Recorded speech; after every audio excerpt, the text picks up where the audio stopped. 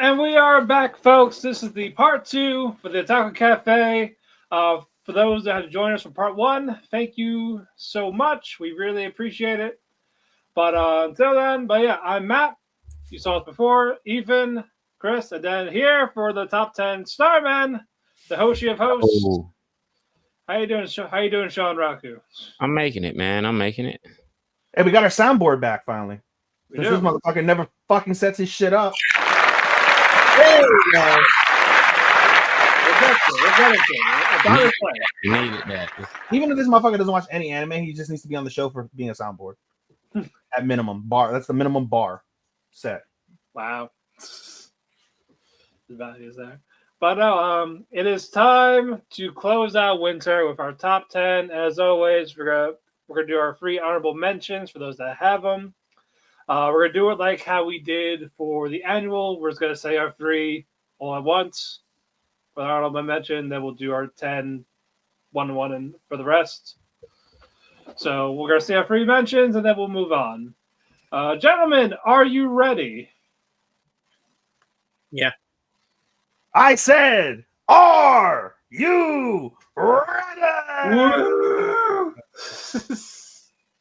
So, Ready. for the 7 in attendance and the hundreds listening at home,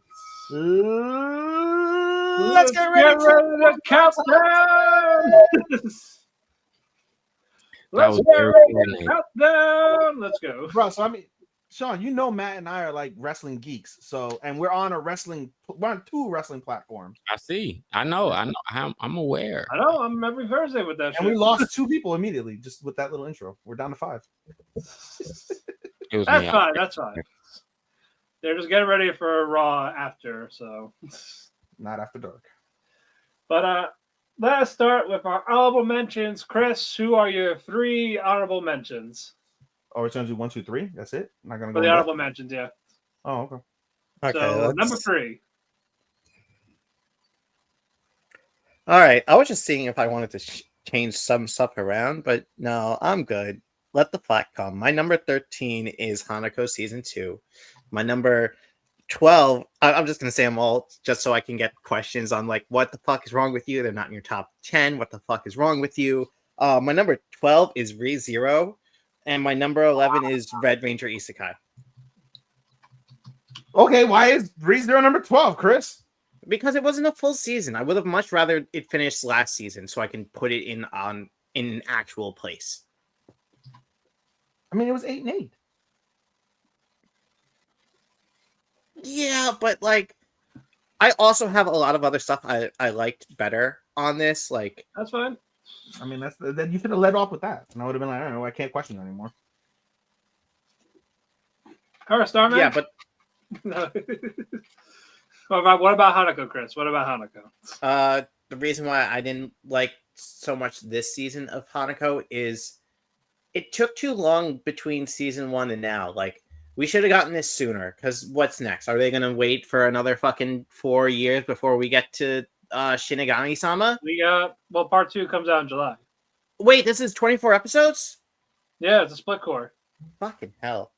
Okay, at least that's better. But yeah. Outside of that. Outside of that, I don't know. I listen. I liked a lot of. I just like the other shows I put on better. That's fair. That is fair. I will accept that. That is always the answer to everything. I like the other shows better. All right, well, That's kind of our reason for the most part. effectively, for the most part, not always. Starman, do you have an honorable mention or just top 10? I have just a top 10, bro. I have anything that will be an honorable mention is shows I dropped that just did not find the energy to complete, which is well. Let's fill the segment up. What did you drop that you didn't find easy to complete? So I could be like, what the fuck? What the fuck? Man. Oh, okay, that is interesting. Okay, one of my first drops is I'm getting married to a girl I hate in my class. I made it 6 episodes in before I completely lost interest. This season, I did not pick up my Happy Marriage season 2. Honey Lemon Soda, I gave it the grand old 3 episodes and was like, X, kill it. Wow. Medica Kawa is impervious to my charms. As cool as I thought that one was so far, after about 5 episodes, I was like, you know what, bro? I'm good. Okay. Amiku, MD, Doctor Detective. I got all the weapons of people will spontaneously combust until I was like, is this the best you got? I'm done. I'm good. Moved on to the next show. Let me see. Never picked up Metal List, even though I thought I would. Ubel Black. I got up to like 9 episodes. I really just ran out of time. I didn't even finish that one, not because I dropped it, just because I just didn't really finish that one yet. I gave I Am Living with an Otaku Neat Konochi. I gave that one a grand old 3, dropped it. It did not make the cut. What else? I am falling in love with you. I gave that about 5 episodes before I was like, you know what? I am wasting my fucking time, bro. Life is too short. Um, let me see. What else did I drop this week? Drop the entire catalog. Dog, You drop more shit than Chris ever does over a year. dog, when I tell you like these ROMs was just like, hey, bro, y'all wasting all my fucking time. Like those were all my drops, bro. Those were all my drops of the season. No, it's like somebody like saying like, "Yo, you gotta try this caviar, or you gotta try this like sushi or this whiskey," and you try, and you're like, "Bro, I wish I could throw it up and not feel bad." Hey, bro. Apothecaries is a dual core. I'm honestly my plan was to silently pick that one up if it was only 12 episodes. But when they said it was 24, I was like, you know what? I'm gonna just binge season 1 once that's finished being dubbed, and then I'll probably just jump on season 2 later. Because contrary to popular belief, I do not hate the show.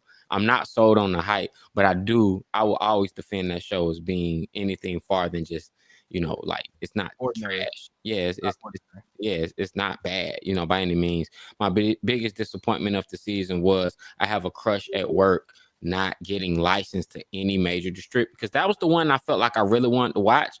But when I tried to watch it third party, it's just all the ads, and sometimes the website loaded. Sometimes I had to refresh, and when I click, I was just like, bro, this shit is too much work.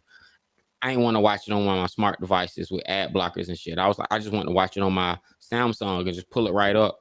But when it started to feel like work, just trying to get an episode to pull up, I was like, bro, I'm gonna just have to wait. Hopefully, Girls Band Cry. I know how y'all felt when that shit, y'all had to do that for that, but then Crunchyroll pick it up. So I'm hoping somebody picks it up. Not the season is like over with. It totally seemed like a show High Dive would pick up, but for whatever reason, High Dive didn't dive on it, and I don't understand why that didn't happen. It's like, bro, y'all have had super etchy shit, but I haven't seen it yet. But anyway, that's everything that I picked up, dropped, and just did not make the cuts. All right, Ethan, what do you got?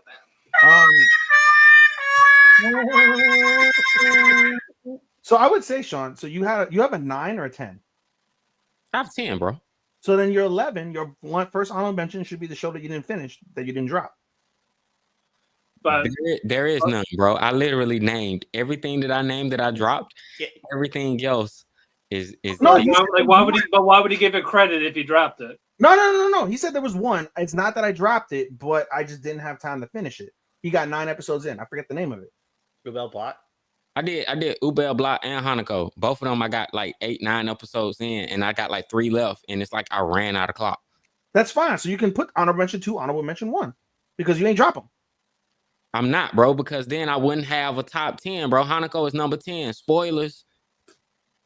Well, you had a number. You had an 11, in my opinion. All right. It's semantics. That's fine. If I don't finish, you can't get a final grade. If you don't complete the test, you getting a 0. I don't do that. I made 9 out of 10 episodes, so I'm gonna give you a rating if I ain't finished you, because you could have bombed the last 4 episodes, and then I'm sitting up there like, oh, the first 8 episodes. I mean, if you take a test, if you take a 10 question test, and you answer 7 out of the 10 questions, and the 7 answers are right, you got a 70. You still passed. Yeah, but final 3. Yeah, but that ain't how I roll my show, man. You know how. All right, that's fair. Just semantics. All right, number 13 for me. I've got Anyway I'm Falling in Love with You. I like the show, and then it was like, okay, when the fuck are we gonna get to what was your 13? Anyway I'm Falling in Love with You. Okay. I was, to me, I lived off the drama. Then the drama became too much. Then it was like, all right, when are we gonna get to Kiseki as an adult? This motherfucker's dead. And then when it dawned on me in the finale. Sean don't care since he's not finishing picking it up. And when you get to the finale, You see him as an adult in the finale for the first time, and the tone of the show has always been one of regret and sadness and like wondering 10 years later. And it really dawned on me that this show wastes your time because of the fact that at the end of the fucking day, none of the guys get the girl. Either they don't want to break up the friendship, they're too pussy to admit their feelings, they don't have the gall to go after her as an adult, or it's in Kizuki's case, maybe they broke up with her after the fact. So you told me you showed me 13 episodes of this drama, and with the parallels, which I did enjoy the parallels between 10 years and then backwards, you're wasting my fucking time because nobody gets the girl. It's what it seems. I So smell. what am I doing? Not to mention the other thing that I didn't like about I'm Falling in Love with You is the fact that even though this is supposed to be a COVID piece, they don't focus enough on COVID. And I can understand to a degree if you don't want to focus on that because of how traumatizing it may be for some and the sad realities of living in a pandemic like we all have, and over I don't know how many millions of people died because of the issue. If you want to gloss over it, I understand that to a degree, but at the same time, then don't make it around that time period because you're not being historically accurate to what things were like in Japan. You're being very, very, very loose with how things were. And that was a little like itch in my ass, like that they didn't do it that way. So rapidly fell down. Number 13. Number 12, Blue Me Bureau. I thought it was just fine. I enjoyed it a little bit more than Kenshin, which is not on my list. And that was really it. As a historical piece, it's okay. Mid. Right? So flat 3 for Anyway I'm Falling in Love with You, just because I enjoyed the beginning and then fell off. 3.5 for Me Bureau. And then number 11 is My Happy Marriage. I can respect Sean's point of if you didn't, finish the test, you shouldn't get the test graded. But My Happy Marriage was solidly in my top 10 prior to them fumbling at the fucking goal line. I enjoyed the first 11 episodes, and so it gets credit from that perspective. The final 2 episodes, Lord knows when we'll see them. It is what it is. Yeah. All right, very good. Number 13 for me is Zenshu. Despite my complaints about it, there's still some stuff I enjoyed. Still animated nice. Just the problem with Mappa and originals, they're more or less a hit and miss. I'm kind of hoping that's not going to be the case for Lazarus, like we were with Buchigiri. And now this, again, the fact that I just called it and it's like, what the fuck are we doing? And it wasn't like the best way to do it, but it was also kind of the safest way to do it. So again, it's passable. It's just, I just seem better. So for that standpoint. Number 12, Tasakari Hotel. I liked it a lot, but what you call it, for what I said, the earlier cases were just very bland, meh. It just didn't pick up until Asoto came in the picture. I did love that final arc, but just the first half was enough to make it go up more the way I would have liked it to. And then last honorable mention, Dr. Stone, Science Future. Nothing necessarily wrong with it. It's just more of I liked everything else better. But I am still looking forward to how they're going to do it because from the manga, it's meh with the rest. Like this is probably the last good thing. But I'm still going to be open-minded. They'll probably want to do it differently for an anime-wise. So we'll find out for that. So that's why those are my 3 for honorable mentions.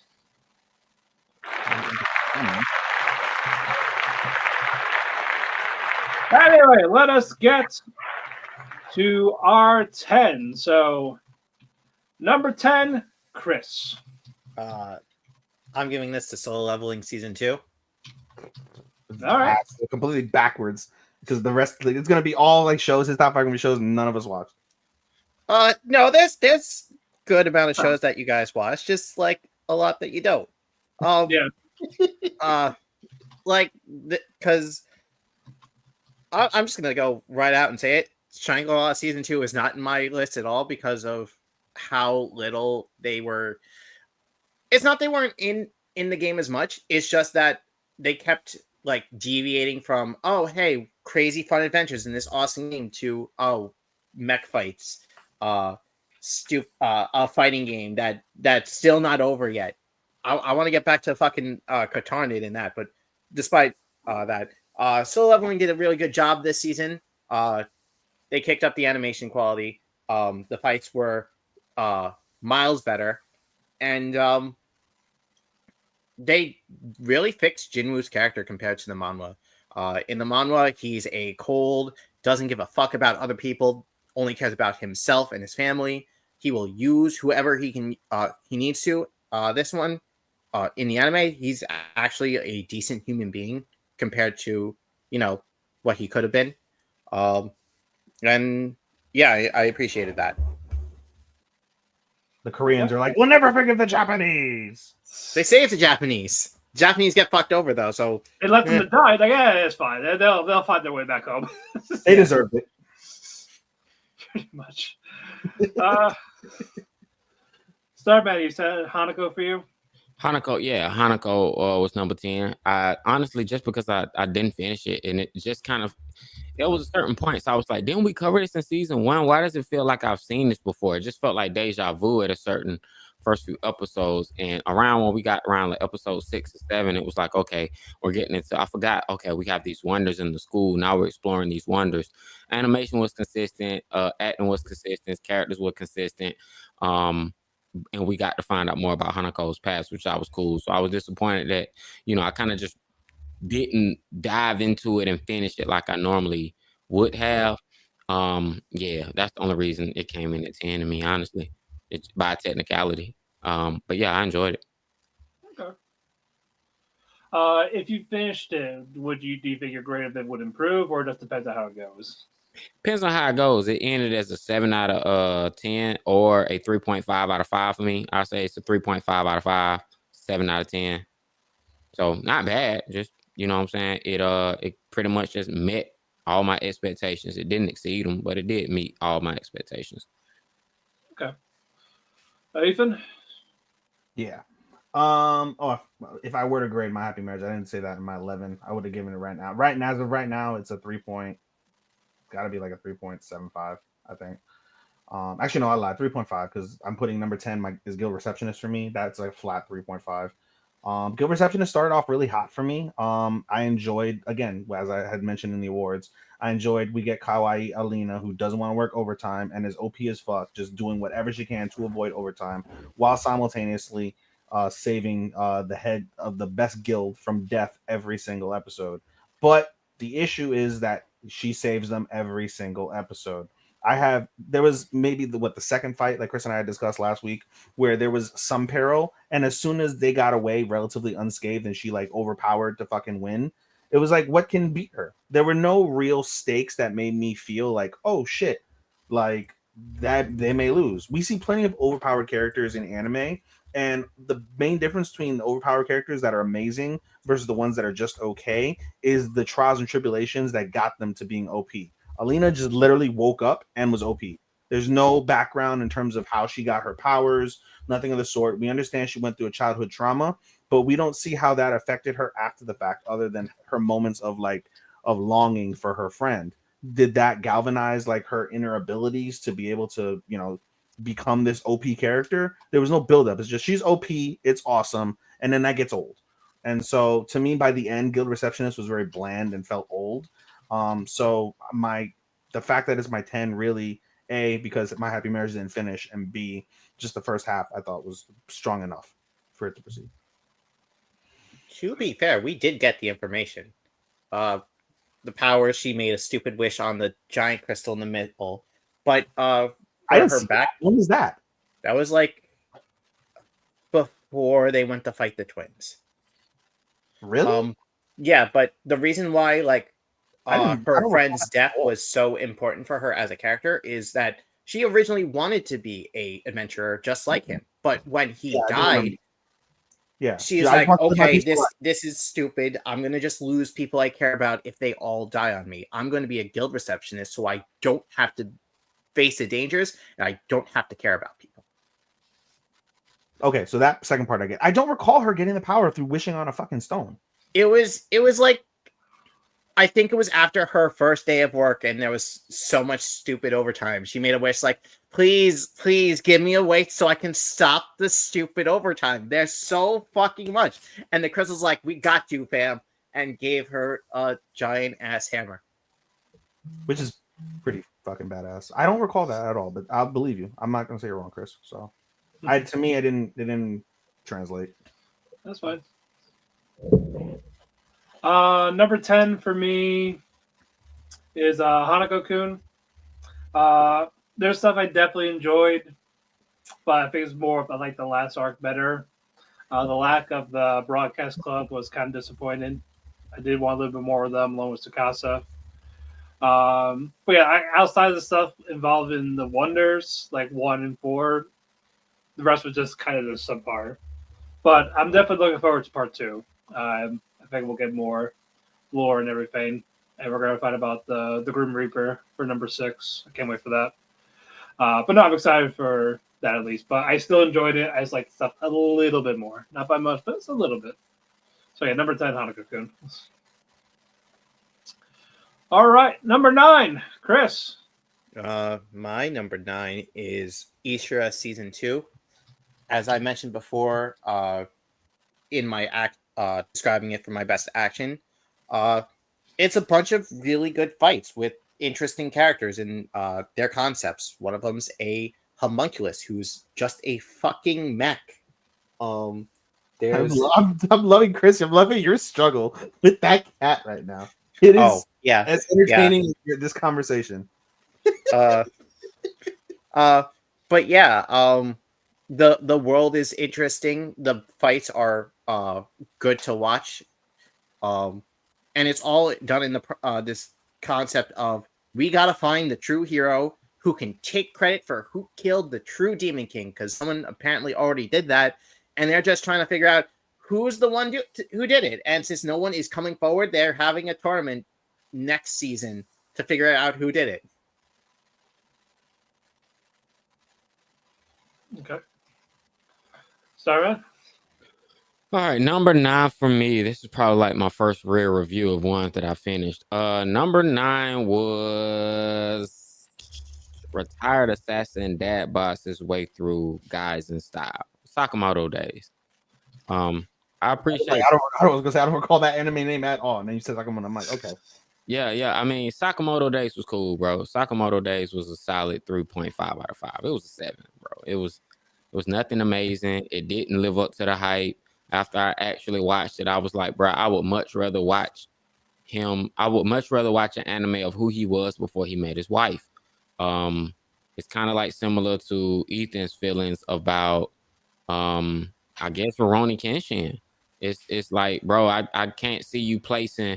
I can't see you. Kenshin was better than this because it had better characters overall, but it's the same fucking show. It's the same fucking show, except Samurai is way more interesting than the hitman that don't kill. You know what I'm saying? It's yeah, bro. It's kind of like Kenshin without all the cool shit. Like, it was funny. It was meant to be funny in the comedic sense, but none of the comedy was like bust out laughing funny. It was just you just knew it was supposed to be funny. I think it peaked around the episode when I was about to use the R word when old buddy with the bird came through and sniped and saved. Oh, he's good. Yeah, when Isuke came through and saved old buddy, you know, I thought that I was fire. But other than that, man, bro, I ain't gonna lie to you, bro. I love the fact that it felt like an early 2000s anime. That's what really just like made it shine to me. But man, Sakamoto Days was like it was just filling the time, man. It did not live up to the hype. So 3.5 out of 5 for me. I think that's a good encapsulation for some of these early shows. As we get on, we're not going to feel that way, but for many of like the shows that are like in like the lower echelon of our lists, it really does feel like it's just filled time. Like we watched it because we have interest in anime, not because the shows themselves were any fucking that fantastic. Which I guess that's a downer from that perspective. But in any case, number 9 for me, I didn't feel this one was a time filler. From me, 9 on aren't time fillers. So number 9 for me, I gave it to Flower and Asura. I'm much more high on this than Matt is. Don't think this is going to appear on your list, is it, Matt? Which one? Flower and Asura. Oh no, it doesn't appear on your list. Okay, well it appears on mine. I always tell people anything that can emotionally touch me will always be higher than it should be. Flower and Asura on the very first episode definitely emotionally touched me. I was definitely like in awe, and I enjoyed all those scenes where they basically were like transported to another universe through the oration the oration, I should say, the oration of our main character, whose name I'm forgetting now. But in any case, the way that they transport the viewer to that, and they give you the scenes that accompany many of the passages, many, I think the majority of which are like actually quite dark. I enjoy that very much. The inflections and the way that like they read not only just the fucking the recitals, but also the announcing. Like you can really hear the inflection. It's a different type. Like if you really pay attention, I guess maybe it hits me more because I listen to Japanese programming outside of anime, and I am studying Japanese to a degree. Like to hear those inflections, I think really like was really interesting from that perspective. The musical composition that accompanied those transportations to different like dimensions when they're speaking, I thought was also really well done. It really accompanied and really set the tone in which the scene was trying to deliver, and I thought it did that really quite well. And I didn't necessarily appreciate the final two episodes, to Matt's point that he had made, but I didn't hate them either. And I hope we get a season 2 because they had set that up pretty decently as we move on and to see what's further ahead for Flower and Asura. And I can't wait to see, as again, assuming we get a season 2, how those recitals, how they end up becoming more and more powerful as the characters go through their situations and find themselves. I think one of the negatives of the show, though, is the fact that for as much as they gave us in terms of the artistry, the plot itself was very lacking because there's still so many unanswered questions that they didn't really touch on from that perspective. So it does feel very incomplete. This is a show I think that definitely does require a season 2. But I gave it a 3.75 out of 5. I'm gonna do probably my only. Well, I'm gonna definitely do a bit of a flip around. I'm actually gonna move Hanako up by 8 to number 8 now. My number 10 is gonna be Shangri-La for some of the stuff that Chris said. This was more of I like season 1 better. I'm excited for season 3. I just didn't like that the second half of it was just build it up to season 3 without really any payoff, like with the underwater or the video game tournament. Like it did all that just to it's gonna be all next season. So you gotta wait maybe a year or longer. But number 9 is Sakamoto. I have fun. I'm looking forward to July. Is it the best? No. Did I get some entertainment? Yeah, I like the characters. It's pretty cool. It's kind of you get what you expected. It's just a safe anime. Maybe we'll get more with part 2 with the Hitman and all that. We'll see. So yeah, number 9 is Sakamoto Days. I'm not gonna say anything for number 8 because it's pretty hard for me. So Chris, number 8 for you. My number 8 is 100 Girlfriends Who Really, Really, Really, Really, Really, Really Love You. Really? It was a great. Really. The show was funny. The show had its really the ecchi moments. And like the only reason why it's not higher up is because the filter wasn't there. But like, the filter being girlfriend number 12. Stop at number 12. I want to know who is his girlfriend number 12. You'll see. Yes. I want to know what is her trait? Is it spoilable? We're not. It's very spoilable. We're not saying why anything. Don't say it on the air. You can message in our group chat. I'm so definitely like, bro. Is this like the reason why I call her the filter is because she's gonna cause probably like a good chunk of the fans 100 Girlfriends already has who don't know about it to just immediately drop the show. Oh my god. I'm invested 2 seasons, so I can't go even if I hate this bitch. But yeah, the show was really good and I enjoyed it. Yeah, that's all.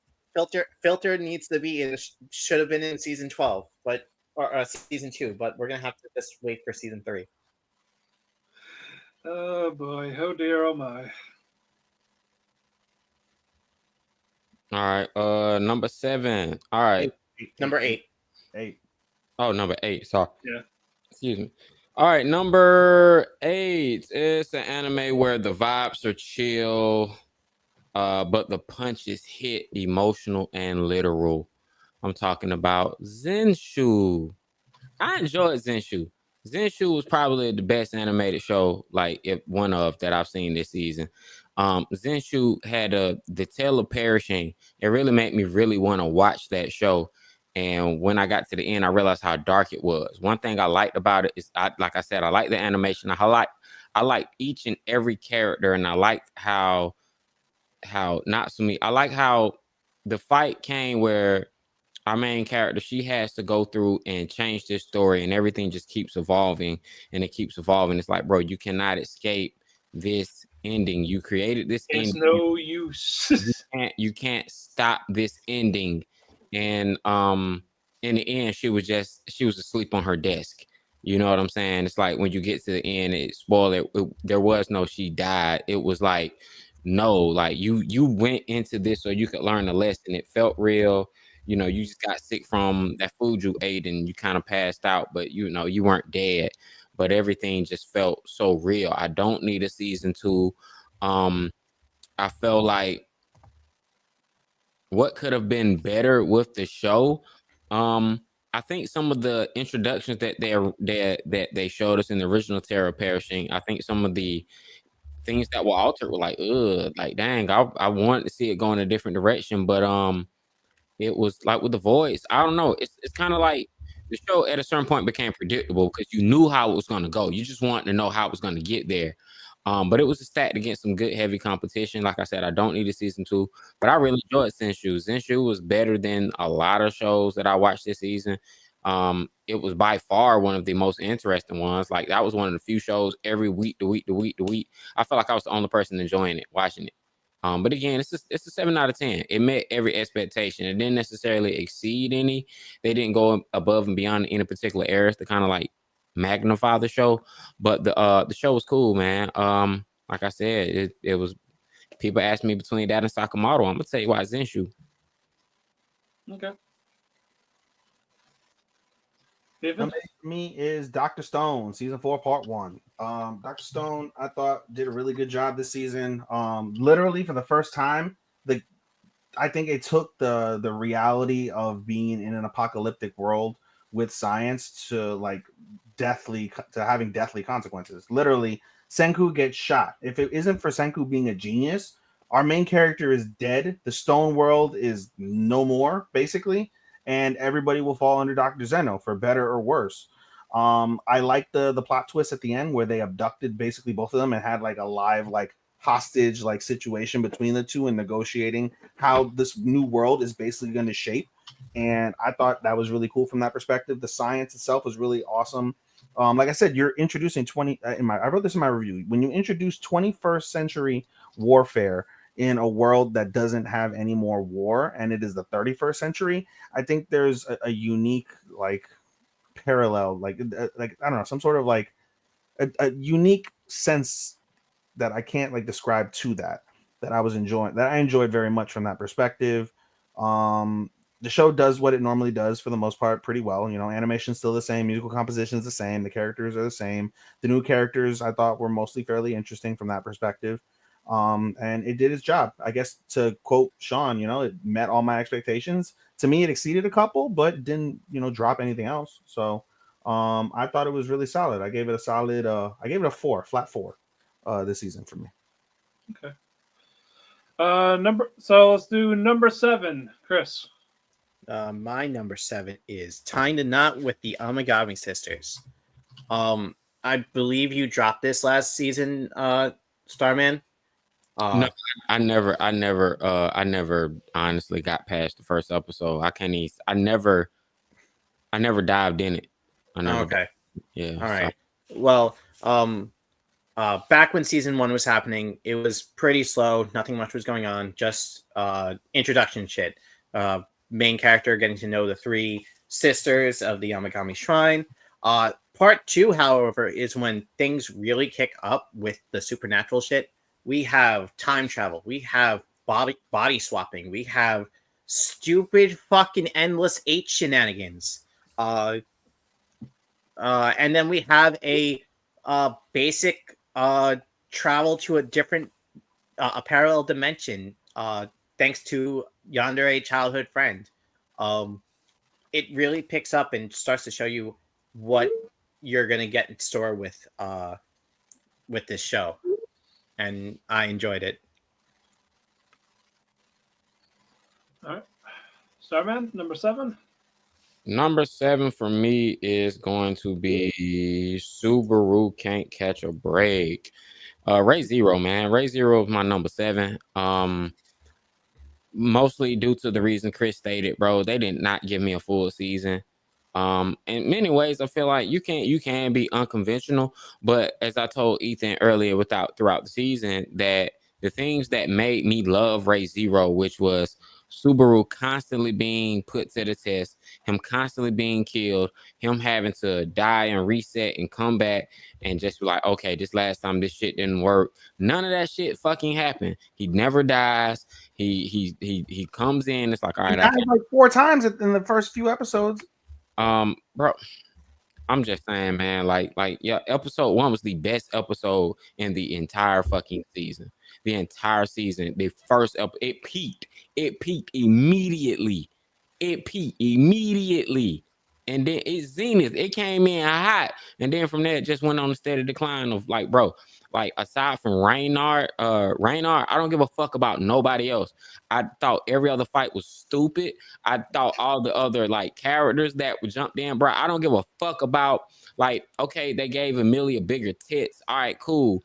But she liberates these wives. All right, fucking cool.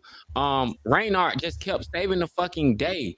I was just like, bro, it's just is he the main character now, bro? Because I feel like he just came in, saved their ass, went and fought his grandmama, saved his dad's ass, and then his dad. Then I couldn't stand his dad. His dad was a whole bitch. His granddad was a fucking whole ass motherfucker. Excuse me, I know y'all trying to get my bad. Granddad. You're good. You're good. This is great. Keep going. No, it's just like Reynard, like Subaru. Where are you at, Subaru? Like, it was like, bro. And then old girl playing this ukulele, like, shouted, I don't care about you. I don't like none of y'all. Like, the only people I care about was a cat girl who almost got killed that jumped on Garfield because she really likes Garfield, and I like Garfield. I like the beautiful tiger, man. I like he stole like his episode. His fight was fire. Like, I really like Garfield, but aside from him, bro, everybody else, I'm like, bro, all y'all 7 like. I wanted to pose a question to the group. I was just like, yo, what is the best incarnation of the 7 deadly sins you've seen in anime? And it disappoints me to this day that it's still Full Metal Alchemist. It's like none of y'all. 7 deadly sins had an anime named after 7 deadly sins, and not really, they just dropped the ball at the end. But even with Ray Zero, they did not like, they had these 7 deadly sins that they going through, and it's like, bro, what? I don't know. I just felt like it peaked. Then after that, it was like they just forced me to care about these characters that I really just didn't care about. And Reynard just kept saving the freaking day. Then at the end, we get this whole dang memory gone. Like, bro, give Rim back her memories. Can like, we getting away from the important stuff? Can we get back to the stuff we like? But nah, bro, it's Ray Zero disappointed me. And then they gave me 8 episodes. I'm like, bro, y'all couldn't. Bro, I disagree with it. I first off, you were absolutely fucking hilarious in that delivery. So A+ for your delivery. That was hilarious. I just disagree with all of it, but that's fine. Go ahead, Ethan. You're number 7. Number 7 for me was Honey Lemon Soda. At the end of the day, like I said, I felt there were some parts that were a little bit cringe from that perspective. I was on board with Matt when we had this discussion about midway through the season, where was the line where you had useless Uka and you had like, where does Uka find herself? Where does she find like her ovaries? Where do they kick in, right? Where does she become like fucking like top bitch? Like, where is that line? Because a lot of times with Kai, right, it was like we get the principle of Kai being the protector. It's a wonderful asset, like I said. That's why I gave him the Husbando Award. But to the same degree, at what point do you stunt someone's potential to grow if all you're doing is doing too much nurturing, too much protecting, too much protection from that perspective, right? So it's like, where does that line, where does it cross? And then soon after we had that discussion, Matt, is when we started seeing Uka really blow up, really develop, really fight and face these traumas that she had over the course of her past life, and really started leaning into Kai, not just from that protection standpoint, but wanting to protect him, wanting to really be associated with the girls, really wanting to step away from her overprotective father, who created this entire situation in a roundabout way from the jump. I really appreciated that. As I talked about earlier, the Skip and Loafer vibes. I love Skip and Loafer. This definitely gave me the Skip and Loafer vibes. I enjoyed the character design from that perspective, the differentiation between the very blasé and very mid, happy fucking smart girls from the school that she was supposed to go to versus the stylish one with all the quote unquote delinquents, even though it's just an average high school, but they frame them as delinquents. So I appreciated it from that perspective. The pastel colors I think were very bright. The OP was sensational. My OP of the season. The ED was really good as well. One of the top EDs of the season. I enjoyed this show a lot more than I anticipated. That's why I gave it my surprise of the season. So I enjoyed this very much. I don't think I need a season 2, but to the same degree, I think it does lose points because you do, in a way, need the season 2 because of the fact that we have those unanswered questions, specifically around Kai's best friend. They alluded to it in episode 10 when the bully was like, "Oh, especially you. You're the worst guy of them all." I would love to know why she said that. I would love to know why Kai is working a part-time job, because he never reveals that. He has his personal motivations for doing what he does. And I'd love to see the reverse effect, right? Where Uka is the one that's starting to break Kai down. And we see Kai in an emotionally disadvantageous position. And how does he overcome those trials and tribulations? How does he rely on Uka? How do you, as a vulnerable man, rely on the woman that you're in a relationship with? Do you push her away and self-sabotage and jeopardize everything that you've built up in season 1? Or do you use that person to help give you that uplifting moment or moments to be able to help you persevere like Uka did with Kai? So there is still more to be had. So if they gave me a season 2, I would be all for it 1,000,000,000%. But with this end in season 1, I thought it was really well done.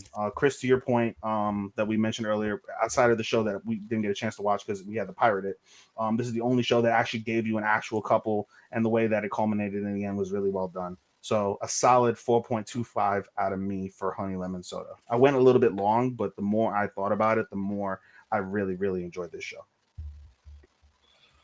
Number 7 for me. There was only 6 episodes, but they were enough to keep me intrigued. That is Link Click Breed and Arc for number 7.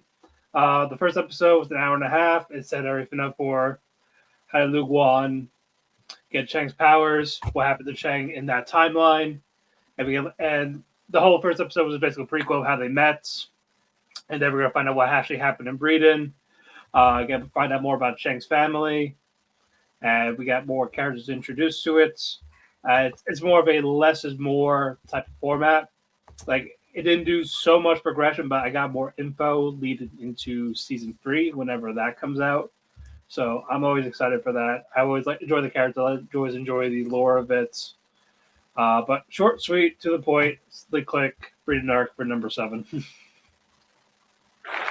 Whatever, you said breathing arc. Breeding. Breathing, like Bridon. Bridon, Breedon. Yeah, Breedon. Yeah. Okay, the way that you were pronouncing it sounds like you're saying breeding. Like I said Breeden. Yeah, Breedon. Oh, you said breeding like the kink. Yeah. And I was like, oh, it's a breeding arc, huh? Please. No, Go further. I thought he said breathing like. It was either I heard breathing like breathe in, breathe out, or breeding. Breedon. Yeah, Breedon. Like that. You know what I mean? Yeah, number 6. Chris.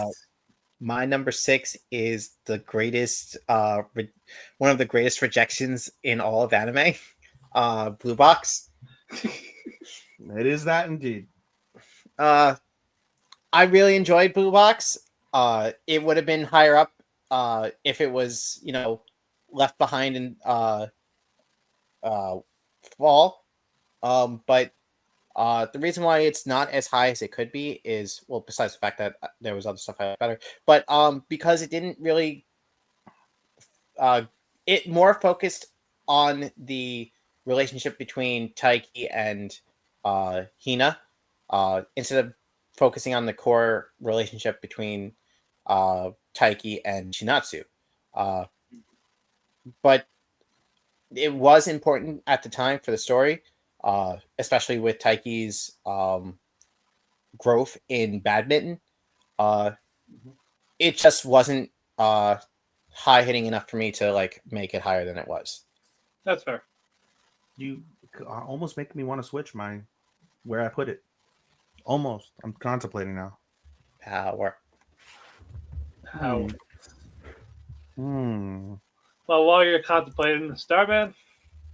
All right, my number 6, right? Yep. Mm-hmm. Yeah, man. It was about sports, young love, a quiet longing, and yeah, a slow serve to the heart. It's Blue Box. Blue Box, the biggest advantage Blue Box had over a lot of shows is it was 2 cores back to back. So we got 24 episodes. They did a fantastic job. They did a fantastic job giving you the sports, making you care about the badminton and making that be a primary focus for a few episodes. And then they'll jump to the relationship woes. And it shows like one thing that was a good focus was it shows that um Taiki's main ability to he has to lock in. He has to like quiet all the noise when it's time to play, when it's time to go, when it's time to progress. He really has to block out all these feelings, all this stuff, all these distractions that are going on, and he really has to like really dive into the sports. And he's a freshman in high school, and he's really like really taking it seriously. He's improving. He's practicing. He's doing all the right things he's supposed to do. He has a good supporting cast around him with the senpai that he plays with. Um, but he lives with the girl of his dreams. And one thing I didn't like was it was just like, bro, Hina had no choice. She had no chance. She never had a chance. He only thought about it because the whole idea of like the one that likes you. You know what I'm saying? He thought about it because he felt like he had to live up to the expectations of her feelings. He had to rise to the occasion of her feelings.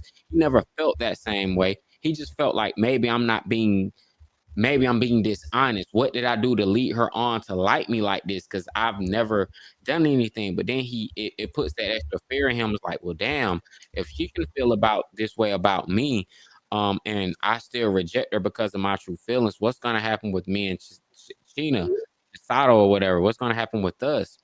Um, she kind of goes back to the basketball thing. What I really would have appreciated was if there was another guy that tries to really make a move and he gets like a misunderstanding. I liked when his senpai's girlfriend's little sister, I cannot remember her name, but when she comes in, Ayame. Ayami, Hated.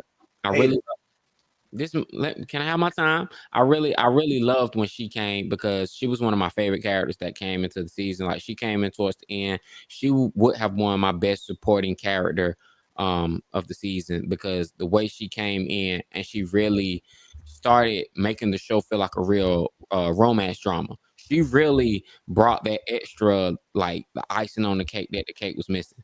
I felt like she brought that. Um, Animation was dope. They animation was dope. The action sequence was dope. Sports, they do a great job blending romance and sports at the same time. So that's why I got to give Blue Box. Yeah. Only thing I will say is, Matt, I do got to give you some crap, dog. I don't know why you picked that pick. Cause I didn't see the episode yet, and I already knew this was the episode she got her heart broke. Cause soon as I looked at the tag, it was her bawling her face out. I said, "Well, this is the episode she gets a heartbreak." I I tried to find something good. I was like, why did he pick this picture? Like, I was like, oh, she crying, she bawling her eye. Oh yeah, I was gonna got I was gonna add a second picture to it, but just Chinatsu smirking. but Oh my god. Absolute shit about Oh my god. yeah, but her getting her heart broke, like that was like emotional. Like I really felt that because she was like really doing that thing where she was really like compromising, like, yo, I'll do this, I'll be this. Are you sure you can take your time? Like, and I've been on both sides, of that. So it really just like, yeah, this is exactly how this feels. What I will say is, bro, I'm solidified, Ethan. There is nothing you can do to knock me off my square, bro. I like the MC from Rent a Girlfriend 10 times more than Taiki. Taiki is that MC Romance MC cannot get any lower on my list. I do not like him as an MC. As Romance MC, he is just the dullest up, bro. He is down there with unseasoned chicken, bro. He's chicken with salt on it, bro. That's it. He ain't got no season on it, but he You got does. no pepper. I'm not taking that feckless fuck over Taiki. Fuck you. He got salt. You know what? He's a better character though. He's a better character because of the simple fact that he honors the feelings of all. Because he you know what girl he like, you know what girl he like. The girl that he ain't even shy about his feelings. He's like, Shawty, I like you, but why before you getting ready to jump in something with me, I'm gonna entertain all these girls. I ain't gonna break nobody's heart. We all gonna have a good time. We gonna eat. You fuck boy. He's not. That nigga fuck boy. Taiki is, dog. Like everything that you think, No. bro, everything you think he is, bro, that's what Taiki is, bro. For real. Taiki is, bro. He lives with this girl. Come on, bro. Come on, bro. You have to admit it. But go ahead and get your time because we can do. I ain't trying to hold up the show. No, you guys both convinced me to move Blue Box from 5 to 6. Blue Box is my number 6. Let's have our time. Go. Let's go. We gotta go. My bad. I took a little too long on that one. Nah, motherfucker, we're early. Episode 1 was only an hour and 37 minutes. We got time. No, these motherfuckers in the run. We do not. I said my piece. We got time. No, I mean, I can't really add much from what Chris and Sean said. I really can't. Hina being, like I said, Hina getting her heart broke to me is damn near as bad as when Yui got her heart broken in Origaru. That was still the most traumatizing heartbreak I've ever seen. This is a pretty close second, honestly. It is very guttural from that perspective, and just seeing how, you know, Taiki didn't want the friendship to be affected any more than what it is. He had to make that move, and for at least for now, the friendship is somewhat sullied at this stage. It is very sad from that perspective, but at least he had the gall to fucking do it. He didn't want to, but he's like, I can't lead this girl on because it's unrequited love. And I forget what show it was. I don't remember what show this was, but I remember distinctly this season specifically. I saw an anime and there was a quote from that anime, and I think it is Blue Box, as a matter of fact. It might be Blue Box, and I don't remember who said it, but somebody had said in the show, unrequited love is the worst type of love because you will never move on. You will never find your happiness in that situation. I don't know whether it was I distinctly heard that this season, and it really, really, like, it hits because people have been in that situation where you just love somebody and you know it won't work out, or you love somebody and you know it can't work out, or you love somebody and they don't love you back in the same manner or as much as you love them, and it really does give that like pain in your heart. And you know, Taiki, even though the show doesn't display this, I like to think in my head, as someone who's been in that situation, that the message that's trying to be conveyed is having to try and persevere over that pain, to try and move on, move forward, move past it to get what you really want, and the journey along the way. And it's a little bit different. They don't, like I said, they don't go into it because of the fact Taiki is 16, and that's the thing about anime romances. You got to keep in mind who you're dealing with. We as adults on this conversation can have these conversations and discussions about, you know, portrayals of what the author's trying to say, or how we felt about it from personal experience, or seeing it, you know, around us or in other shows. But when we look at the characters as if we were living in that world, you have to understand that these are still teens, and teens don't have that grasp normally, that maturity. Japanese children and teens are very mature compared to the rest of the world in many facets, but romance generally isn't one of them, because even if you've had many girlfriends, many successful relationships, many fuck buddies, you can't, to me, I feel like you can't constitute that as true success, because of the fact that love and feelings, situations, romance is such a moving target for everybody, that even if you find that happiness, there's always things that change. It is an ever evolving feeling that you have to just deal with over life, and some people deal with it well, some people don't, but in the end of the day, it's always changing. Nothing stays static. If it stays stagnant, a lot of times it doesn't work out. So, you know, I think of it from that perspective. But going back to Blue Box itself, again, animation, some of the best animation. Chris and Sean made great points about the sports anime. I'm not a sports anime person, and the way that they've done sports anime, I thought was really, really well. Taiki's growth as a badminton player is something to, you know, behold from that perspective. and just seeing him grow. I don't feel he's unseasoned chicken, bro. He grows. And I'm not saying, I'm going back to the conversation we just had. I don't think what's his face? Kazuma doesn't not grow. Kazuma has grown. Season 4 was it? Season 4 that just aired? 3. Well, season 3 was the best season of it. I put it in my top 10. I made my top 25. It was great. But I don't see Taiki as unseasoned chicken. The boy is still trying to grow. The boy is still 16. The boy is living with the girl he likes, and he does a great job. And the show does a great job of not making him out to be a pervert. There are so many shows that would be like, oh, like, damn, she's changing. Let me sniff her fucking underwear that like she just finished playing basketball in. That type of shit. They don't go down that route. He is wholesome. He is respectful. And he's trying to navigate what it's like to be living with a girl that you can't touch, not because you don't want to or any of that, but because you're being respectful and you want to treat the process as best as you can. And you want her to want you because she wants you, not because of the fact that you live together or any of those things. Full stop. That's the exact reason why you don't like Kazuya, though. So I just wanted to hear you say it, because the same reason you praising Taiki, that's the same reason you don't like Kazuya. It's the exact same behavior. No, I don't like Kazuya because of the fact that he should just fuck her. He should just fuck Ruka. Why don't you say that about him living with this girl? Why don't you say he just get it over with? She done already fell over on top of him on his bed.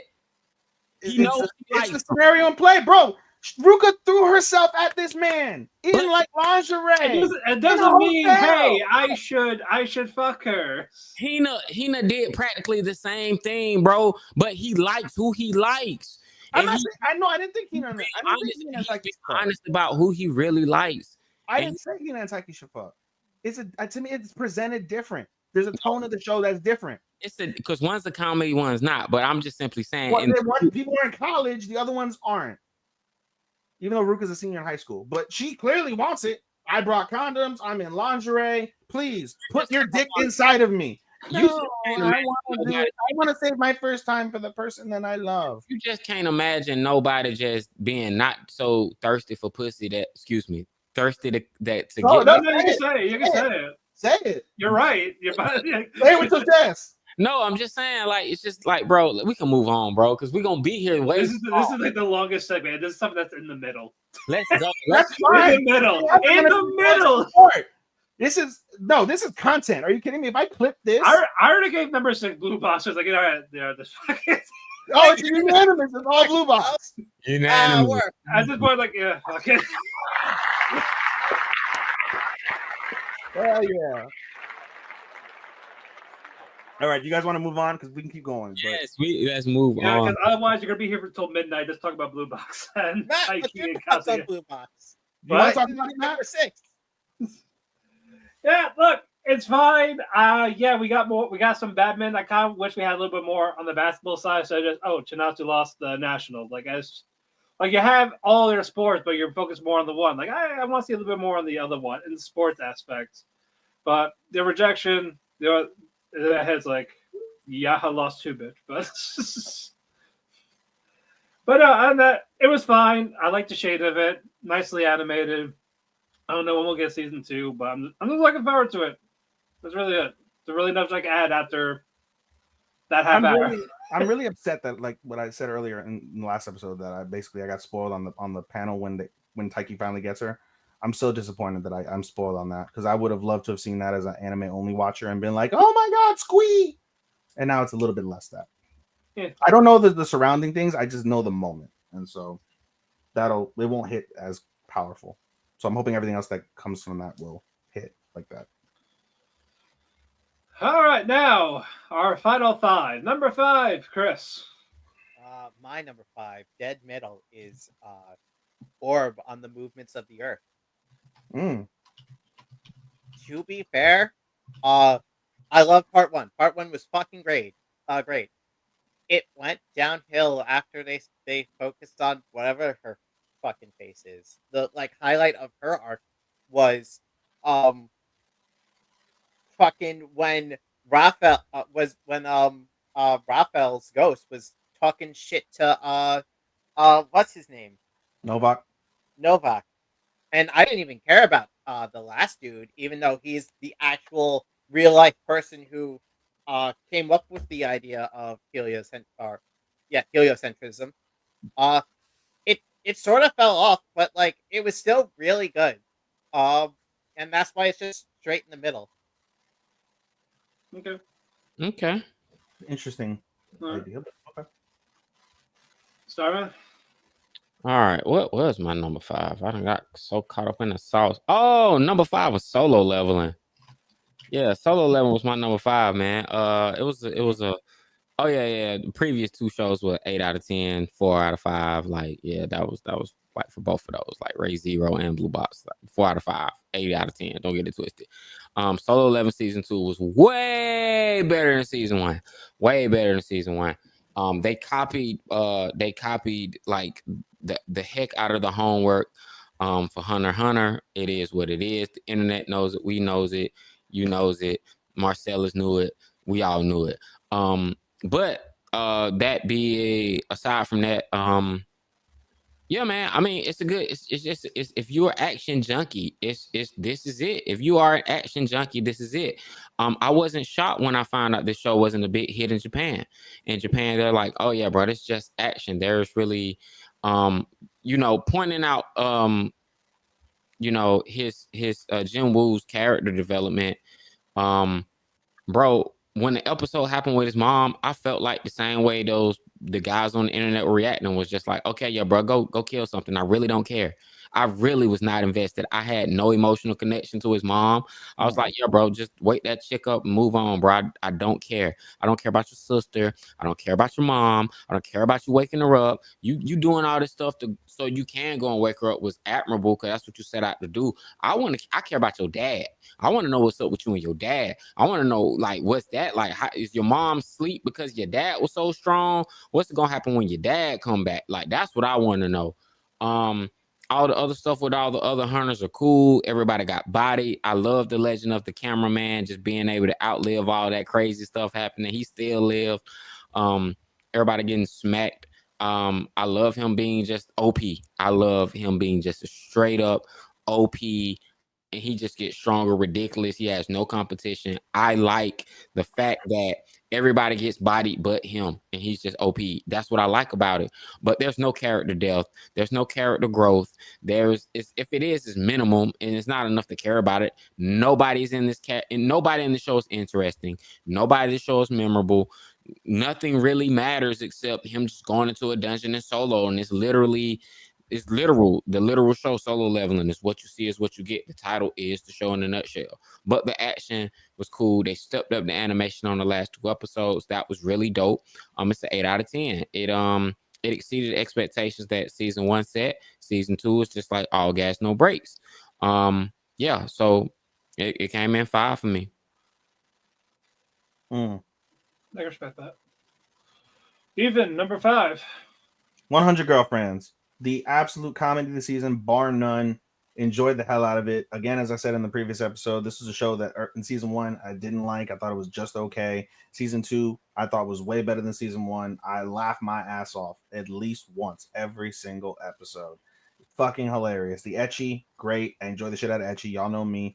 And just Rentaro just continuing to be fucking the most amazing guy ever, trying to fucking bend over backwards and save the universe. And sometimes I think in one episode he actually does damn near save the universe, quite literally. To what's it called? To just for the sake of all of his women, all 11 of them so far. One of the best things of the season was when he fucking, I forget, he hit something and he ended up hitting God. That was hilarious. I will always remember that scene from the season. But as a whole, though, I just 100 Girlfriends was really, really, really fucking funny. And I can appreciate the shit out of a palate cleanser, like a hilarious anime, especially every Sunday that it came out. It was one of the few shows that I had on a Sunday, and I fucking enjoyed it very much. I can't say it's a guilty pleasure because it's a really popular show, but I was much pleasured in my mind to this show for a couple reasons. Number 5 for me is also 100 Girlfriends. I wanted to give a number 4, but I'll get number 4 in a bit. I think my only real complaint was with the new girls. I only cared about half of them. The other ones I really can like take or leave is Karumi and the last one. What's her name? Mimi. The one Miss Hide and Seek girl. Yeah, Bebe. Yeah, like they really didn't give me anything to make me want to give a shit because usually with season one, like all the 5 6 girls that all had something to make them stand out. This one, I think I only got that from half of them, with Me, the Masochist, and Mado. Just we had the food eating contest, but it was just fine. There's some stuff that was fine, and I was so glad they didn't go with the route of like they just perpetually just vomit fucking rainbow. I was expecting it the entire time, and I'm glad they didn't do that. yeah, some of it was just very over the top, but there were a lot of ones that were just funny. As Chris said, I think Shizuka stole the show out of all the girls. With her progression and everything. Ahari took the high drive, as I always say. Um, Karate, she had really good moments too. Some of the other girls did, but again, just with the new girls, just half of them just lacked for me to make me want to do any more of it. So yeah, that's why number 500 girlfriends. With that, we have number 4. Blue Chris. My number 4 is the Blue Exorcist, Blue Night arc. As I said before, with best adaptation, I love what they did with this. They did such a good job portraying the uh, relationship between uh, Yuri Egin and Father Shiramoto, and then uh, all the shit that fucking Satan does during his growth to become the Demon Lord, Devil King, whatever you want to call him.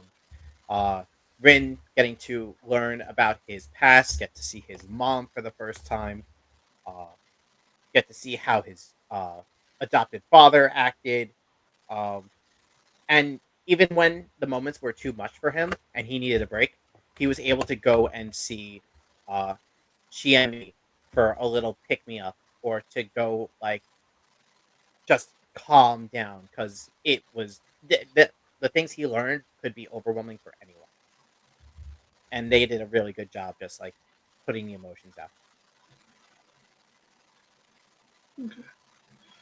out. Starman, number 4. My number, let me go back to my list so I can make sure I'm doing this right. All right, my number 4 also 8 out of 10, which most of these are 8 out of 10s. It was Dr. Stone. Dr. Stone World. It cracked the top 5, man. It honestly almost made like the top 2, top 3. It was really hard when I got down to my top 4. What I really enjoyed about Dr. Stone season 4 is they did that thing where they pick up, they fight you, then you become allies, and they keep adding allies like Pokemon. Like I love that. It's one of my favorite anime tropes is you beat them, then that's some video game stuff. You beat them, then you add them to your team. I really like that happen. My favorite thing was they went to America. First thing they did was ran up on people with guns. Like as soon as they got to America, guns was out. You getting shot. I really felt like that was an accurate representation. I also like the fact that they're going against former U.S. military. They're going against NASA, and then like the team Stoneworld are kids. These are teenagers. These are young adults. These are teenagers. I like how Dr. Zeno and all of those soldiers are like, wait a minute, these are kids. They're doing all of this. And it's like, I like how you have to suspend your Well, disbelief. it wasn't the fact that they were just kids. The fact that they're also people from the current timeline, also like primitive people like Chrome. Yeah, they're like people like Chrome. It's like, oh, you guys are descendants from the last 4 or 5 people that were These people past generations, yes. that were in space. Like I like the fact that, and then there are other people in tribe. There are other people back home. I like how like they realize this and they're like, oh man, this is remarkable. These people are smart. Like Chrome's intellect is inherited from generations of those important like astrophysicists who were in space. I like how the new things that they build. I like how it's like, no, we're getting land, air, and sea. We're getting planes, we're getting submarines, we're getting boats. All of that, like cars, like they got corn, they got liquor, they got everything that they're building. Dr. Zeno was just like an evil mad scientist, and I like the fact that Zeno's ultimate. I like the fact that Zenku's ultimate enemy is not only his mentor, but his mentor is a mad scientist. It was like, oh, finally a mad scientist, not a politician like last season, not someone else like a barbarian like in the other season 1, and not like season 2 where Tsukasa's trying to kill everybody because his sister's sick. He's like, bro, I can cure your sister while you on this violent BS. I like the fact that it's actually a mad scientist. And then they got to America. My favorite thing about them getting to America was I saw black people. And it's like, oh man, like, oh shoot, like, I shouldn't laugh. That's a fair point. Like black people. It's like, oh yeah, bro, you got to America and it's like the big girl, she's black girl, black guy, smart engineer building the stuff. I'm like, oh yes, it's like a lot of anime will fail you in that area. And I was like, okay, like that's why representation is important to me. You know what I'm saying? Because I get to see that and be like, oh man, Dr. Stone, that's accurate. But they got America and they were just like, oh yeah, that's what you're gonna see. So I like that got all up in the mix. And then the little baddie that they added to the team that's Senku's new girlfriend, like medical school flunk out, but she's a baddie. So new eye candy. I can't dispute that. They got alcohol now. Like season 3, it would have been higher if they would have just finished it. If it would have just been back-to-back curves, which is what I wanted. But giving me 12 and then say just wait to July, I'm cool with that, man. I love this season, man. I love this season. So yeah, Dr. Stone World, 8 out of 10 for me. Man, you sold the shit out of that. I like that. Number 4 for me, I gave it to Trillion Game. I'm really disappointed, really disappointed in our anime group that more people didn't jump on this. I really enjoyed the hell out of Trillion Game because to me it's such a unique premise. It's kind of like a business anime, but not like at all the way Spice and Wolf was. Really, this goes through what it's like to like have like social issues or not fit in society, and then doing something to really change that. And by changing that it's becoming literally the world's richest men. And they do it through IT, they do it through AI, they do it through shrewd negotiation. They go through ruthless business practices, cutthroat business practices of what it's like to be like what's it called, starved out of business, how to be attacked and silenced. There's so many different iterations of the way that tech businesses, how they grow. They go into like the little details of what, like, with building a gacha game and what it really means to go through a gacha game. We see what it's like, especially from the personal side, right? You get Gaku, who is super socially awkward, what it's like to kind of persevere through that, even though he never really does, but that's just how he is. That's his personality. We see Haru be a ladies' man, slaying girls left and right, but in the process, he uses one of the key things I think is essential when it comes to really being successful in any sort of business, and that's networking. Haru is conniving and he is, a trickster, but he's also very, very fantastic at networking. There's so many different iterations and times throughout the season where his networking literally makes the show, where it could break it.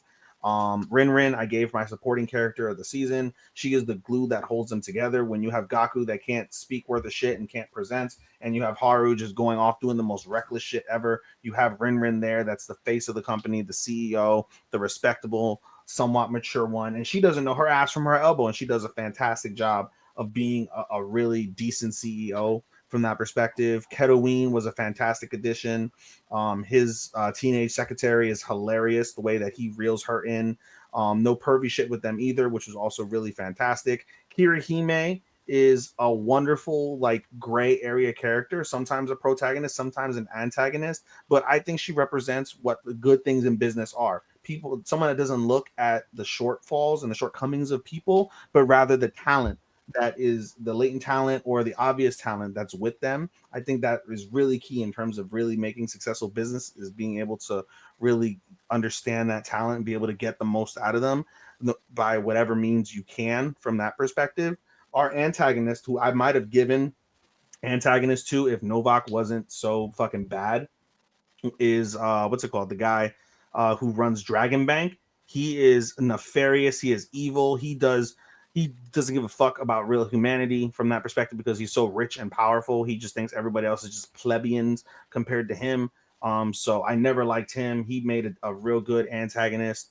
And then the ancillary characters, right? Even though there wasn't as much to them for you to truly care, they still gave you enough for you to be able to kind of latch onto them and be like, all right, these characters fit. They serve a purpose. They really help everybody else through whatever little things that they're doing. It's the tiny little things that don't make a humongous impact, but I think add more depth to the show and add more to the baseline that the show presented. So I'm really disappointed that more people didn't watch Trillion Game. I think if you appreciate business, if you appreciate IT, especially if you're in IT, I think this is a great anime for you to watch. And this will be one of my for sure recommendations of the season. So number 4, Trillion Game. Well, I am glad you liked it as much. Is it on your list? No. Oh man. It was fine, but you're telling me that two 18-year-olds can con all these businessmen? Some people are just stupid. But almost all these, you say almost all these companies, though. Sure, some sure, but like almost everything, even like the big ones, it's like when you complain about spin a disbelief, but this is okay. I get it's IT and business, but you can't give one a pass and then not the others. I don't know. It speaks to me since I'm in that field. So I get it. It's just, as I said, I'm glad you liked it. This first, I just did not like the first half. The first half was okay. The second half was much better. If it had just ended in the first half, I would have ranked it probably. Let me go back to my 2024. If it would have ended in the first half, I would have ranked it. I would have ranked it in my top 3. I hated Fall last season. Fall was ass, and it would have been my disappointment. Really, it would have been. Damn, it would have been. Number 4, Solo Leveling. If you're all about all action, no story, like AEW, you'll love Solo Leveling. You'll love Solo Leveling. You fucking cunt. That was good. Tell me when I'm telling lies. Okay, punk. All right, punkity punker. Exactly. Damn right. No. The fights are fine. I was disappointed with Jinwoo and Beru. The lead up to it was really good. Just the fight itself, it's just very underwhelming. As everyone else says, you don't really give a shit about anyone else. I get Solo Leveling solo, but still, like you still put some effort in some of the other characters too. Otherwise, just don't have anybody. Just have Jinru go for all these dungeons. Forget every other human. Just do next dungeon, next dungeon, next dungeon, next dungeon, next dungeon, next dungeon. That's all it is. Let's do that. If that's the case, fuck the rest. That's the issue of it. But story outside of that story wise, you know what? It's basic as fuck. There's nothing groundbreaking about any of that. Because even though they'll tell you, like if he says anything, they just exclaim it as cinema, which it's just calm down. It's good. It's fun. I like the action, but just calm the fuck down a little. Like they're really desperate to find a new big 3 once they see any good action without really realizing what made a big 3 the big 3 from back then. Because anything they find, they just find a little thing to latch onto, and they'll hype it up to no ends. If you like it, fine. Like I say, there's a lot to like, but just tone it down. That's it. Just a little bit. Nah. Well, you know. But yeah, number 4, Solo Leveling. All right, now number 3, Chris. My number 3 is the Honey Lemon Soda. I really love this series. It was such a cute slice of life, and like, despite like, the slow start, um, it it did a good job like showing the progress of actual change, because change isn't fast. Like it is like really difficult for someone who is withdrawn to become more outgoing. Uh, the side characters were great. My only like real like question is, why was fucking his best friend such a dick to Uka like in the beginning? Uh, but like besides that, like the opening, the ending, they were great. The animation was good. The visuals were fucking spectacular. I just loved every bit of it. Okay. Starman, number 3. Oh, we down to the top tree. Yep.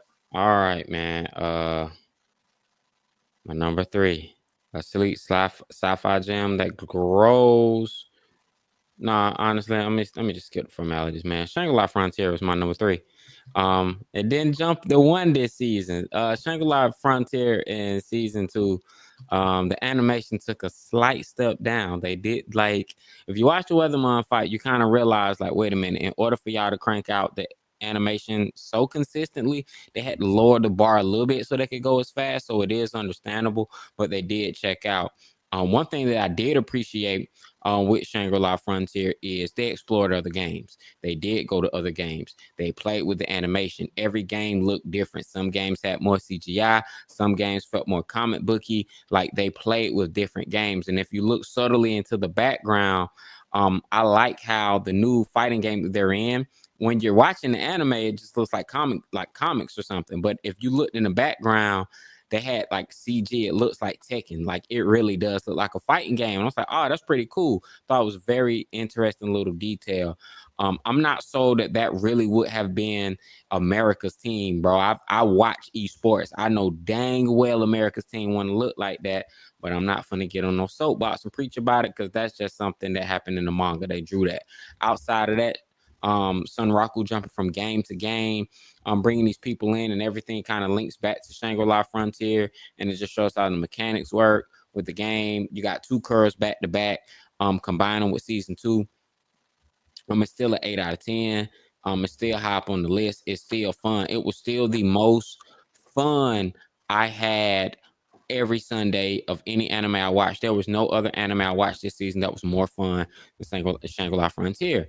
Like, I always tell people, like, everything that you think solo leveling is, you can get in Shangri-La Frontier. But they don't like the stakes. They say it doesn't have high stakes. I'm just like, well, hey man, if you don't like the stakes of a video game because he can come out of it when he wants to, fine. I like the fact that you realize this entire second season was happening in a week. This happened in a week. This didn't happen for months. This took place in a week. But we also see how much of an OP boss Sunraku is. Like, he's straight up an OP boss. He can get into any one of these games, and he's really that guy. He's him. No matter where he goes, no matter what he plays, Sunraku is him. And I love that. I love the fact that they just balanced so many different games. They played with the animation. It was consistent in every other area. He grows, gets new weapons, new skills. And even when they did have the boss fight, it wasn't as good as the Weatherman fight, but it was still a dope boss fight. They gave us more than one boss fight to compensate. So this time it was quantity over quality, but I'm still not mad because the sheer amount of quantity that they gave at a high quality. So 8 out of 10, 4 out of 5, Shangri-La Frontier, top 3. Okay. That's fair. Ethan. Number 3 for me is motherfucking zero season motherfucking 3. Boo! No, I'm playing. Nah, bro. At the end of the day, I appreciate what you guys are saying, but I disagree with much of the premise. They gave enough. 8 and 8 is unconventional. I will concede that 8 and 8 is unconventional. However, it's 16 episodes, and the way that Matt and I grade, we grade on the entirety of the show, unless you're waiting like more than a season, right? If like we're doing with Dr. Stone, right? Dr. Stone is 1, and then we got to wait a whole other season. Then in the following season, we get it, so we can grade the first half. But with ReZero, because we understood that 8 and then 8 came afterwards, from that perspective, we grade on the entire thing. And as the entire thing, I thoroughly enjoyed it. I did not feel the way that you guys felt in terms of not being able to care about the characters. I would agree that there's a I lot didn't less. say that. No, like, well, Sean in particular, and other people might, I would say, would be inclined with him because Sean is a reputable source of anime.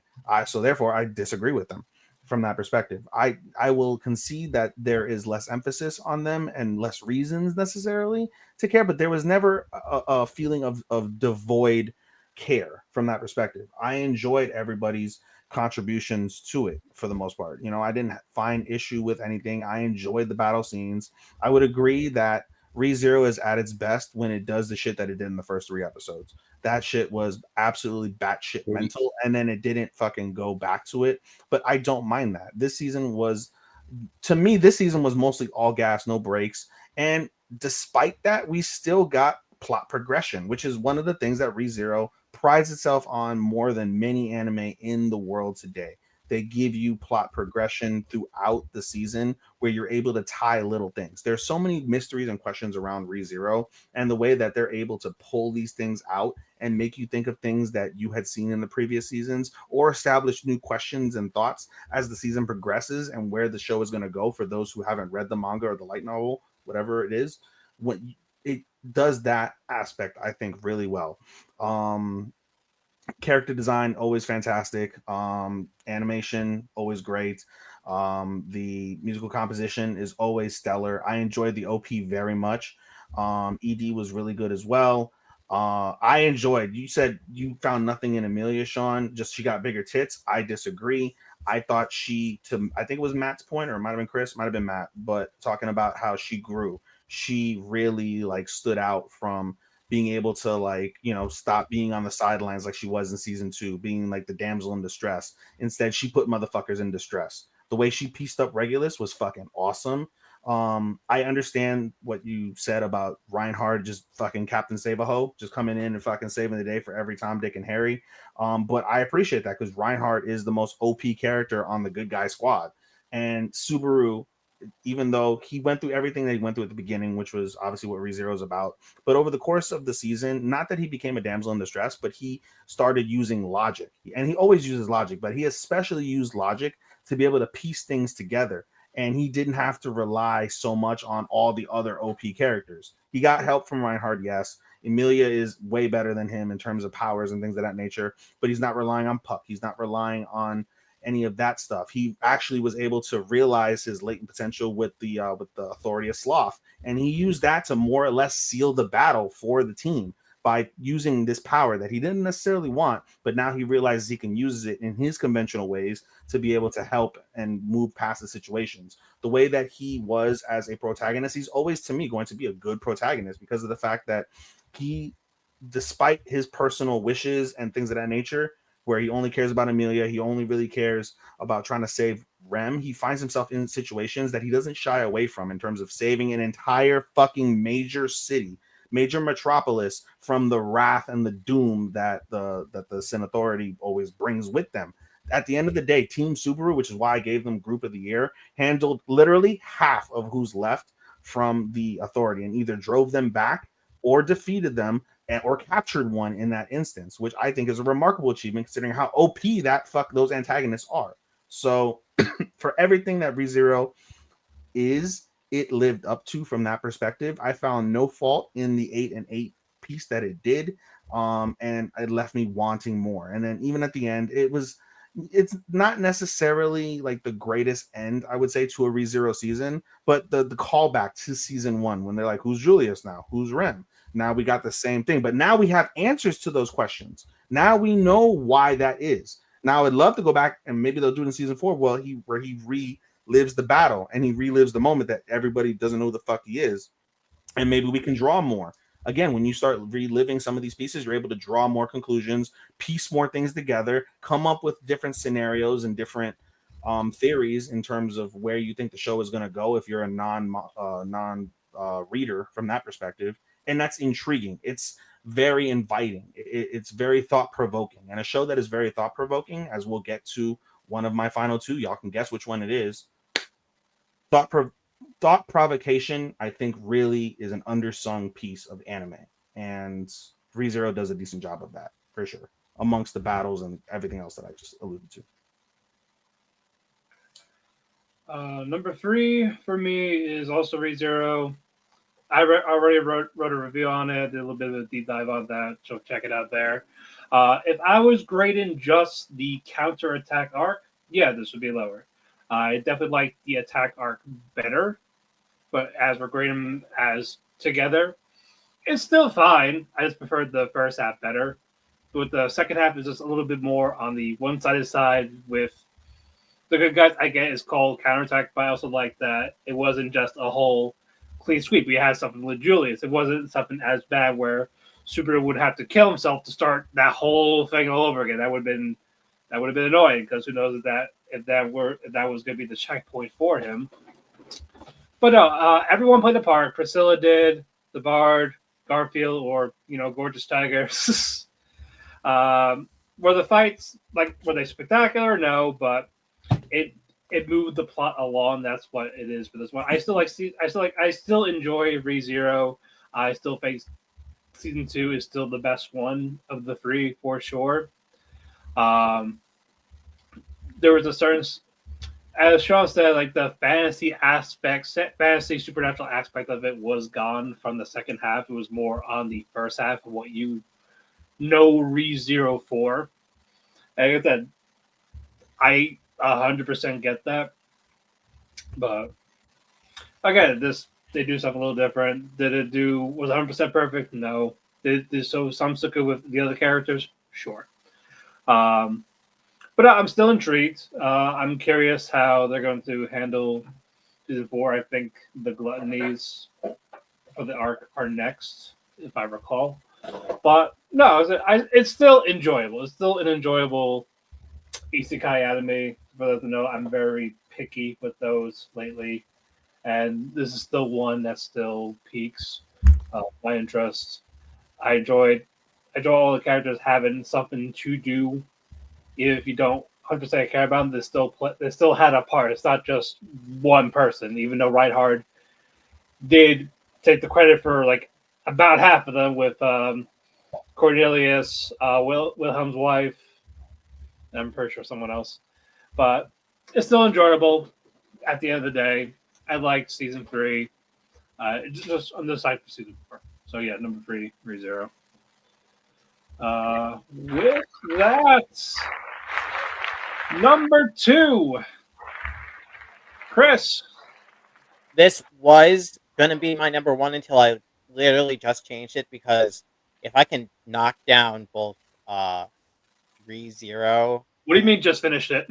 No, I swapped it. I swapped it. Oh, I was gonna say I just finished watching it. I just finished watching it as we were talking. Like, what do you mean? No. If I can knock down ReZero for not being a full season, I can't in good faith have Danmachi season 5 in my number one, despite how much I fucking loved it. It's still pretty hard, still pretty high because part 1 and part 2 were really fucking good, and I wish it was just one season. But the fucking War Games arc or the War Games part of season 5, hey Flag, um, was fucking phenomenal. Uh, and Phenomenal, yes. I can't complain. Besides the fact that it wasn't a full season, I'm glad that like it's finished, and I'm not gonna have to wait till fucking July. Looking at you, Don. Um, but I get it. They needed to make sure that they did this arc, this fight well, and they did. Right. So Danmachi as your number 2, Season. right? Yep, it was my number Okay. one, but it got knocked down just now. Well, at least I know what your number 1 is. As a heads up, you sound a little far on your mic. It's fine. better? Fine. Go ahead. All right. Well, that's the cue. All right. Number 2 for me is going to be Orb Movements of Earth. Orb Movements of Earth, like I said previously, the first few episodes is like I enjoyed part 1 way more than part 2. I got to part 2 and it was kind of like, okay, I really wanted No Walk to have a more worse death than he got. I felt like he still got off too good. I mean, but then again, you can't really say that about somebody burning to death and hallucinating, but still I didn't like how that art was just like, yo, everybody who comes in contact with this stuff dies. So I didn't like it when it's like our MC, like Yelena dies, like everybody dies, and it was just like, yo, like I'm getting like it's too traumatic because it's like, yo, there are no heroes. Like everybody is just they serve their purpose and they just pass this knowledge along. And I think that's really about it. What's really dope. Even the preacher even the bishop who's like, yeah, man, like we want to make some money. It's like, nope, gone. Like everybody goes. And then when we get to the last couple episodes, they gave us the actual true character that was, that's linked to actually heliocentrism, which it makes you think, because one thing they never do is, even though they don't get into they get into heliocentrism. It's just like, okay, so is this after the 1700s? Like, exactly when is this? Do y'all still believe the Earth is flat? Like, they never really get in that, because it sounds like, okay, so y'all accept the Earth isn't flat. Y'all just still believe the center of the universe. So y'all flat earthers. Like, they didn't even address that, and I kind of felt like I need y'all to address whether or not y'all still believe the Earth is flat or this thing is round. Regardless, the visuals, oh my god, backgrounds, visuals, the stars, they killed it every single time. The constellations, they put so much work into each and every one every time they showed it.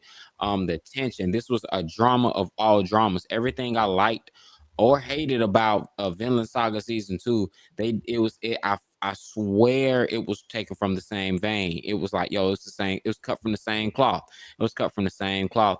And that's one thing I really appreciated about Orb. So Orb was definitely the gem, must see, under the radar sleeper, official sleeper of the entire winter season was Orb. Like, you were missing out if you didn't catch that show. It captivated me every episode. Thank you, Matt, for suggesting it and telling me to check it out. It's probably one of the best recommendations you've ever given. You give some good recommendations, by the way, so that says a lot. I enjoyed it. Thank 8 out of 10. Sorry, Nathan. Good for you. You're welcome, Matt. Thank you, Chris. Well, this thank was my number one until y'all dogged it a little bit. But two things at the end of the day. I think the best quote that y'all said about this anime is, if you like all gas, no brakes, pure action, nothing more, this Chris, is the I show. called it. Me, hi, that's me. Yeah, me, hi. Number two, solo leveling. Number two is solo leveling. It's amazing. I'm a simpleton. We know. You need one. Everyone needs one. Amazing action. That's me. I want the amazing action. I want the gore. I want the fucking incredibly animated fights. I loved it. I loved the fuck out of solo leveling. Agreed, it is miles better than season one, and season one was really, really good. I didn't feel that way in terms, like, I think it was Star said, I didn't feel like, oh, I don't care about his mom. We got the payoff early on, and I was very curious. I was like, damn, we got the payoff midway through the season. Like, where are we going from here? And then we got him just continuing to be a badass. I get what you guys are saying in terms of like, oh, well, there's not a hell of a lot of progression. And to Chris's point, the way that they originally had him in the manhwa is he's just a dick. And he's not like that now in the Japanese version, which is fine. I like that. I appreciate it. I'm sure I would have hated it more if he was just a fucking asshole to everybody except his family. But I enjoy Jinwoo for what it is. There are questions, though, that we won't get answered anytime soon. I wonder if they will go back to that plot point, because one of the foreshadowing moments they have, I think it's toward the end of season one, is the more powerful you get, the more disassociative you become, the more jaded you become to situations. And so there is aspects to that with his colder demeanor now that he's grown powerful. But I think they strike a fine balance between him being kind of jaded and like whatever, and just him knowing that he's a badass and he can figure it out, versus having that humanity, wanting to do what he can, not just for his own personal glory or just to level up, but because he knows the situation that he's in. I appreciate that very much. I don't care that they ripped off fucking Hunter x Hunter. I thought they did it better than Hunter x Hunter, in my opinion. This was fucking amazing. Like I said, I can't keep saying how amazing solo leveling is. It is tremendous. I'm trying to think of what else I can really say that you guys haven't already covered. I'm just going over the points that I kind of disagree with and just reiterating why I'm a simpleton and I enjoy fucking insane action with gore and death and fucking awesome fights and dope fucking OP characters. That's me. Hi. Me. Yeah, number two, solo leveling. And I think what really sold it, besides you guys bashing before I move on, is if I can talk about thought provocation with ReZero, then I can't in good conscience not put what was my number two, not number one. You can guess what it is when we get to it. I'm pretty obvious, but we'll get to that in less than 5 minutes or so. Those are fighting words. The Chimera Ant arc, in Hunter x Hunter is the best fucking arc in all of anime. Miriam dies just like, oh, I like the blind girl. Let me just die with her. All right. Number two medalist it is such a good show. I can't. Me and Chris cannot sing his praises enough. I love the music. They use the CG really well with the figure skating, with the music in the background, whether it's like a cheerful or just this medicine with a Hikari. I like the characters. It makes you want to root for them. Who likes a good underdog story when done right? This is exactly what this is. Uh, Nice dynamics, good characters, writing, and they do not hold back on the drama when they can. And it talks about figure skating itself. Like, hey, if you don't start when you're 5, good luck. Good luck mattering to anyone else. So like they don't shy away from that because hey, people do start late and sometimes they get brushed off and they're basically saying, hey, fuck you, we're better than you, and we're gonna show it. And I'm really happy we're getting a season 2 because this is one that definitely needs it. Very happy to see Inori grow it. I do like it's not just it's all first place. She got her first medal with silver. Mm-hmm. Qualified for prelim. She's going to the All Japan. Mm-hmm. So I'm really happy for it. Everything is nicely done. So yeah, medalist number 2. When is season 2 coming out? We have no date yet. Okay, I'm going to commit to 2 things right now on this show before we move on to our number ones. Okay. 1, I will watch Medalist before season 2 so I can join you. All right. 2, I thought you already watching it. I'm sorry? No, man, keep going. 2, I made a decision based off this vein of wanting to see Medalist before season 2. I have 2 shows that I'm not picking up, obviously, because they're not licensed. So I have room for one more, or at least one more. And what I say, I had exactly 13. Yeah. I will join you by spring finale on Windbreaker. Okay. Hero.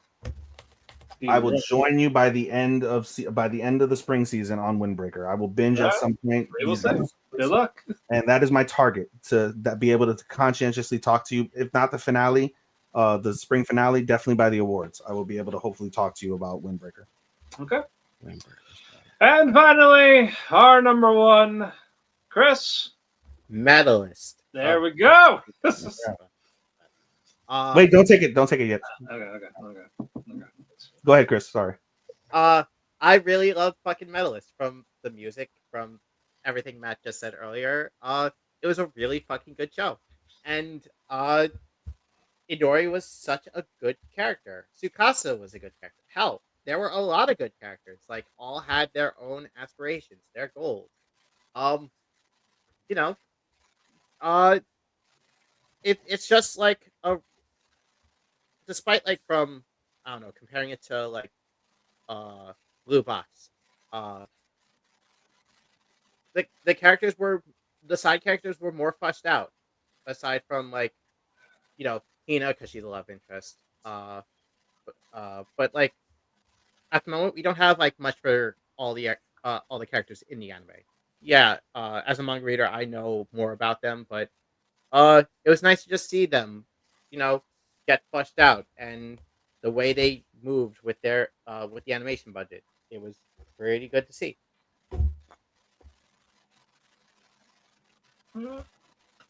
Good. All right. Starman, what's your number 1? My number 1 of the season. It was the only anime I gave a 9 out of 10 or a 4.5 out of 5 to, and that was 100 Girlfriends That Really, Really, Really, Really, Really, Really, Really, Really Love You. Like, that was it.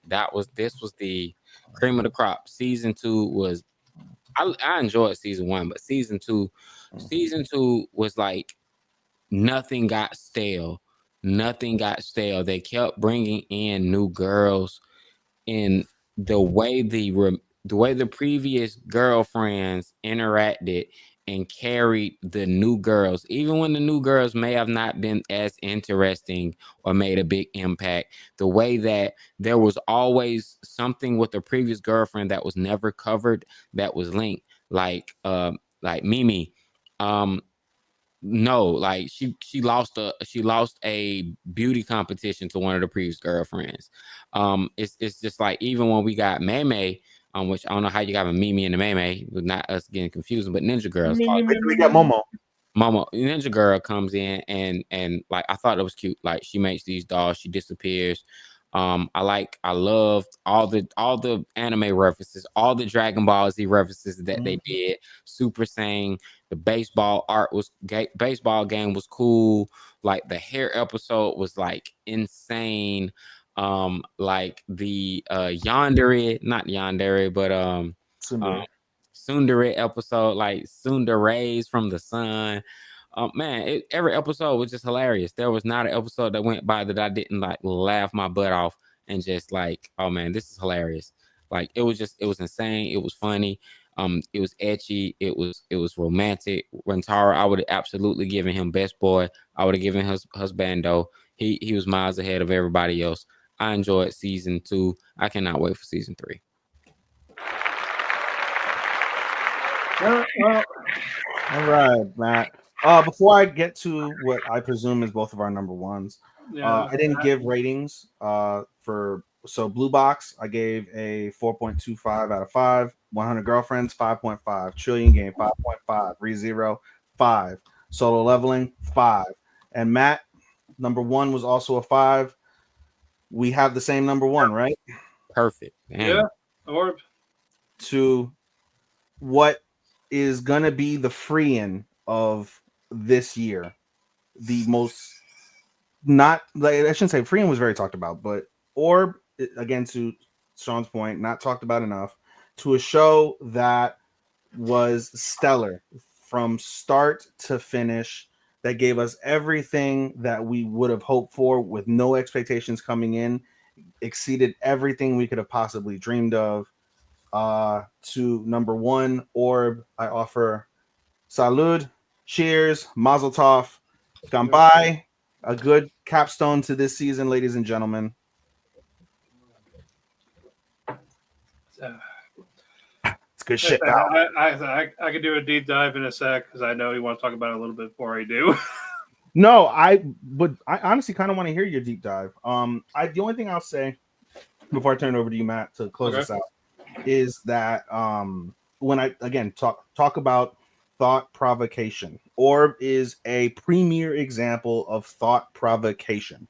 The actual legitimate historical context in which they delivered this was stellar. Everything Sean had mentioned in terms of visualizations and animation and musical composition, stellar. Novak, one of the best antagonists that we've seen in such a long time. The fact that it doesn't end in a happy ending, in essence, makes this good, makes this really, really stand out. There is no happy endings with history. Much of history is maligned with depression, darkness, persecution, torture, unfounded guilt, sacrifice, and all of that is capstoned and encapsulated quite stunningly great in Orb. Like I said early on, when I picked it up 5 episodes in, and by the time I got to episode 6 or 7, I was like, this is easily an anime of the year contender, and we still had another 20, like 15 something episodes to go, and they didn't let off, and it was tremendous. The last episode in particular was a little bit, I will say, a little bit of a letdown, but when you read about who that character is, to Chris's point that he made earlier, when you read about who that character is and you understand the background, if you go through legitimate history and you understand how close they are to the truth and the way that they really close it out when it's all said and done, tremendous. Matt, take us away.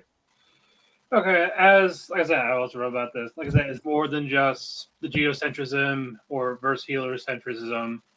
There's really no right or wrong for them because it's the human perspective of how they see them and then how they see themselves.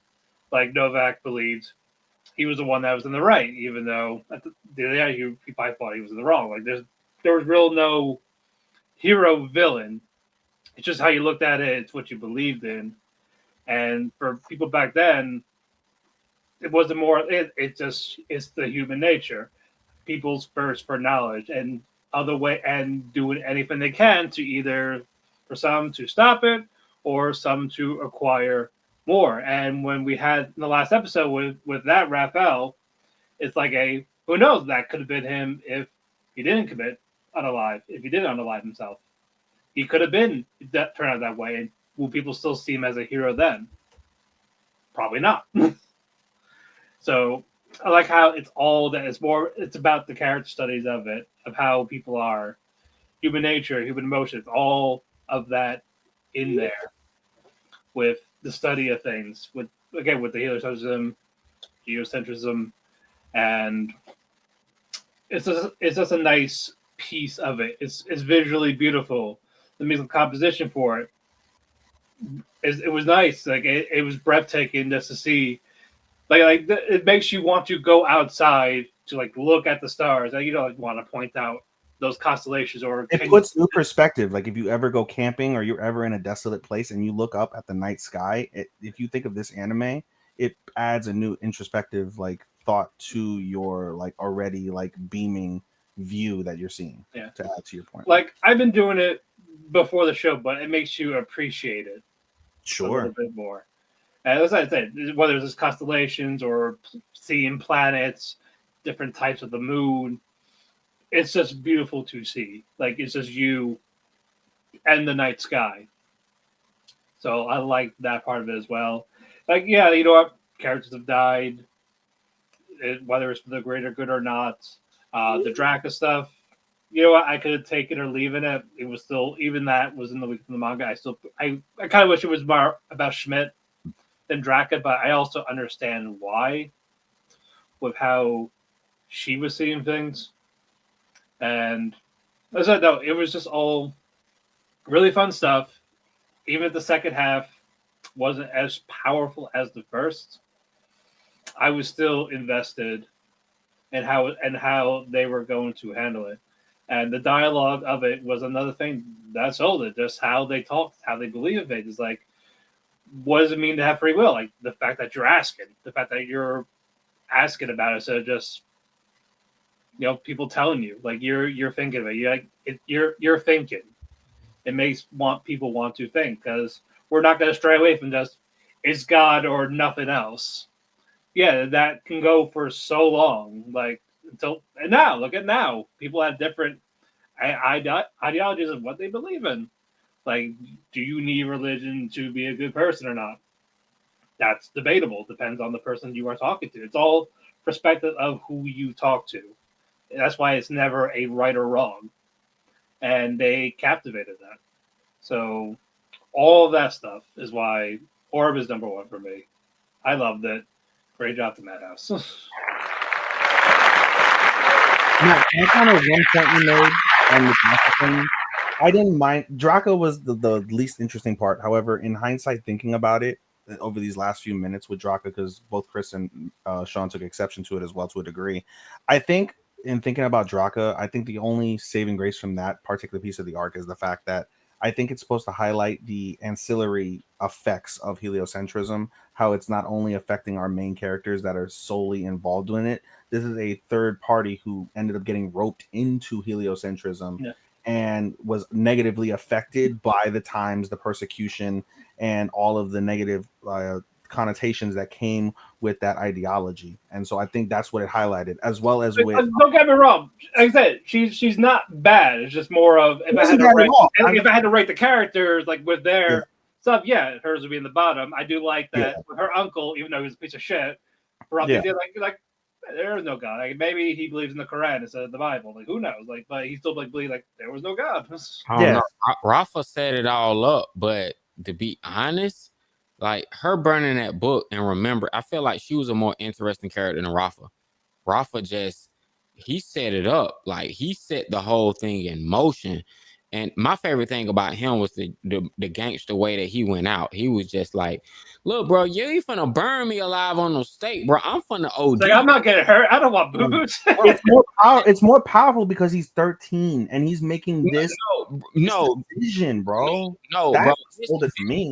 This young girl weighed the odds of I need to get some money. You know what? She could have got out. She could have ran. She didn't have to burn the book.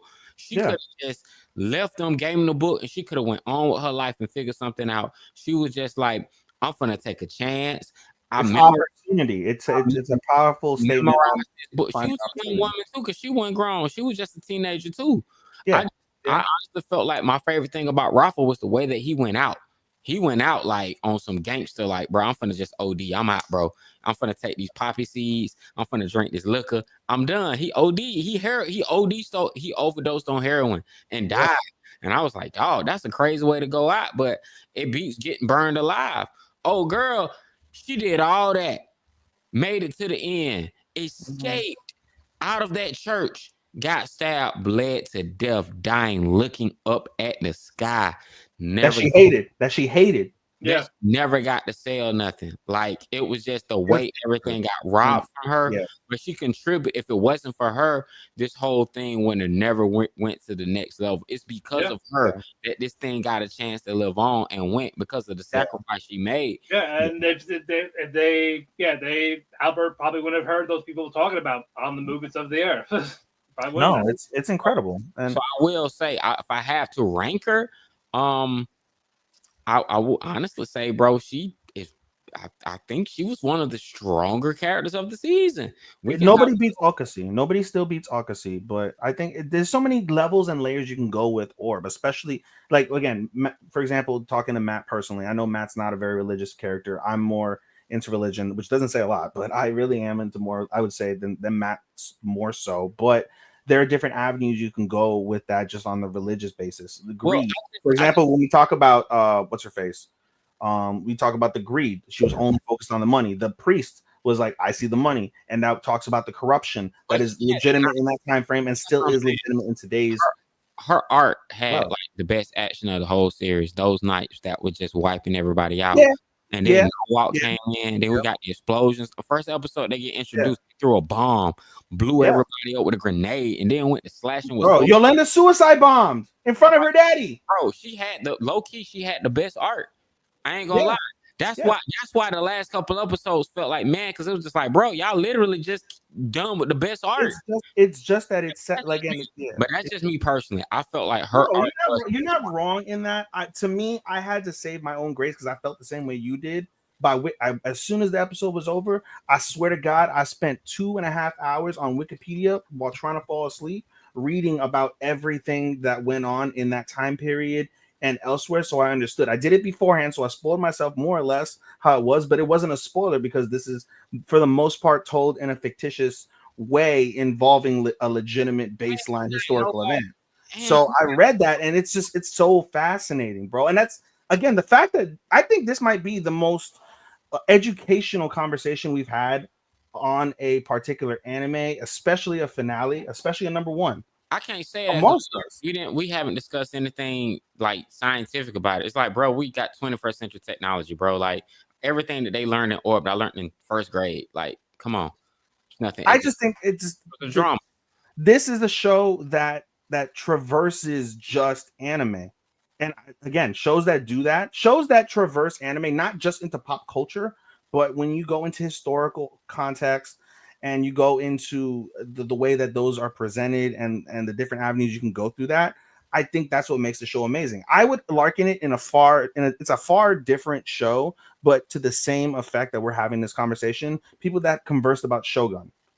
I don't know. I feel like it was told in a fictitious fashion based on legitimate historical events, and it was very eye-opening in terms of how the progression of Japan as a whole came through during that time period and how it moved from that avenue. So again, thought provocation is going to be my morale of this at the end of this particular seasonal episode finale. Thought provocation has won over a vast majority of the audience in which viewed the show, and matters. It really fucking matters. Outside of anime tits, outside of fucking gore and death and action, shows that thought provoke you and elicit reaction and positive discourse is a godsend. Orb didn't do that to me though, so I can't relate to you in that notion. Orb didn't do that to me. It just wasn't that type of show. Okay, that's fair. Yeah, it wasn't that type of anime to me. It wasn't thought provoking. It was just like, bro, y'all ain't explaining to me nothing I didn't learn in first grade. Yeah. Well, but we don't. We take it for granted. Stop provoking. It's like, We oh, take it for granted, bro. Like again, we get to keep on going. If you think we of, gotta keep on going because I know Matt said we got to get out of here, but nah, man. we still got one more thing to do after the fact. And we still got another segment. I just want to say, like, think of humanity. I thought about this literally yesterday. And we're also holding up the people for us. Yeah, we got it. Oh my god, I want to keep going. Son of a bitch. All right, fine. We can do it. We can do it off the air. Well, by the time we got off the air, we got to fucking do our top 5 reel, and then y'all want to go to bed. I don't got to go to bed. Y'all want to go to bed. Sean's sick. Chris is just chilling with his cat, and you want to go to bed, Matt. I'm sure you're tired. So, well, yeah, long day. So. It is what it is. Go ahead and take us home, Papa. All right. Let's say we have spring next week. Spring is in the air. I already have spring. But yeah, it's 90 degrees in Florida, buddy. Spring is here.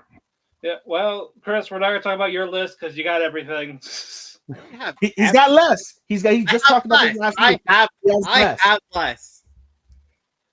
Yeah, so we're gonna quickly run down what we are watching. Go ahead, Chris. What are you watching? I got Fire Force Season 3. 300 Years Killing Slime Season 2. My Hero Vigilantes, which is for some fucking reason simul-dub. Why, as I told you before, Matt, why not the main season, but not the main season. Why couldn't we get this with fucking what was I talking about? Spice and Wolf and Fairy Tail 100-Year Quest, whatever. Windbreaker Season 2, Lazarus, Beginning After the End, Aharen Season 2, Shoshimin Season 2, which is probably gonna be really shit compared to just like first season. Please put them on Takamine-san, Ranger Reject Season 2. Can a boy and girl relationship thrive? Witch Watch, which is really fucking cute so far. Kakushite Makina-san, Guilty Gear Strive, the AI Twins anime, Miru Watashi no Mirai, hashtag Compass 2.0, Food for the Soul, Catch Me at the Ballpark, which is Chris, the AI one is only one episode, so. Oh, okay, cool. So that's his first season done. Yep. Yeah. It'll be done.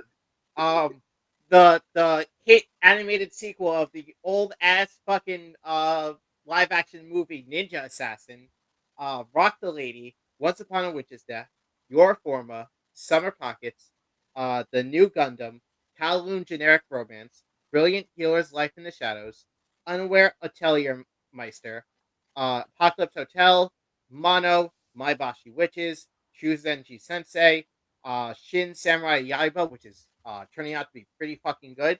Paleogonia, the two perfect saints get sold by her fiance to the other kingdom, to be Hero X, and for continuals, I have Apothecary Diary Season 2, A Rank Party, Traverses the Dungeon, and fucking coming back, we got Kimi Sen Season 2. I can't fucking wait. What's the number, Chris? Give me the number. 39, but taking out the AI anime is going to be 38. He's under the 40s, ladies and gentlemen. All right. He's under the 40s. All right, Star, what you got? Witch Watch. That's it? That's it. All right. Good choice. Good choice. All right. I haven't started anything else. I haven't started that. I'm talking about stuff I've started. I haven't started anything else. Witch Watch is the Chris's name. Everything Chris name. That's a chunk of that I'm definitely watching. But Witch Watch is the only anime I've watched the first episode. Besides, Sword of the Demon Hunter. I really enjoyed that. So those are the only two anime I've watched so far. But I'm gonna pick up a good load this season. I might do a good. Hey yo. 13. All right. Hey yo. Good. All right, Ethan, what you got? Fire Force, Slimes, season 2, Clean Slime season 2, Fire Force season 3. Takamine-san, Sword of the Demon Hunter, Can a Boy Friendship Survive? Kowloon, My Hero Vigilantes, Rock is a Lady's Modesty, Shinji Family, which comes out tomorrow, is the final one that I have yet to watch. That comes out tomorrow. Summer Pockets, Shoshimin, Zatsutabi, And I think that's it. I might have one more, but I don't see it on the list right now. So I think that's All it, buddy. 12 as it stands. All right, for me, Windbreaker Season 2, I might pick up Kowloon Generic Romance. I got Lazarus, Sword the Demon Hunter, and Shirley, Haran-san Season 2, Shoshimi Season 2, Rock is a Lady's Modesty, Vigilante, My Hero, Summer Pockets, Zatsutabi. I have I'm an Evil Lord of an Intergalactic Empire, Beginning After the End, Machina Sans a Lovebot. I have the Gundam. I got the Shinji family. And I think just Moonrise. And that will be it. Thank you all so much who have joined us for the Winter Awards. Next week we'll be here with Spring. Follow all of us on our social media platforms, whether it be Instagram, Threads, Facebook, Twitter. Thank you, W2 Network, Dershi Radio, and Trash Media for hosts on that platform. Follow us on audio platforms like Apple Music, Spotify, Amazon. Give us a 5-star rating. That really does help us out. Follow me on Twitter, DamePhoenix12. Follow my Instagram, House Husband Cosplay. Follow Ethan at AnimeDaisuke24 or Showstopper24 on Twitter. Follow Sean at AKA Starman. Follow his Instagram, Rico Star. Check out his music on Spotify as well. Follow Chris Zephyr at Chris Zephyr everywhere else for Twitter, Instagram. Thank you, Sean, who is our editor. And yeah, we'll see you next week. Thank you all again. Oyasumi and good night. Sayonara, minasan. Bye-bye.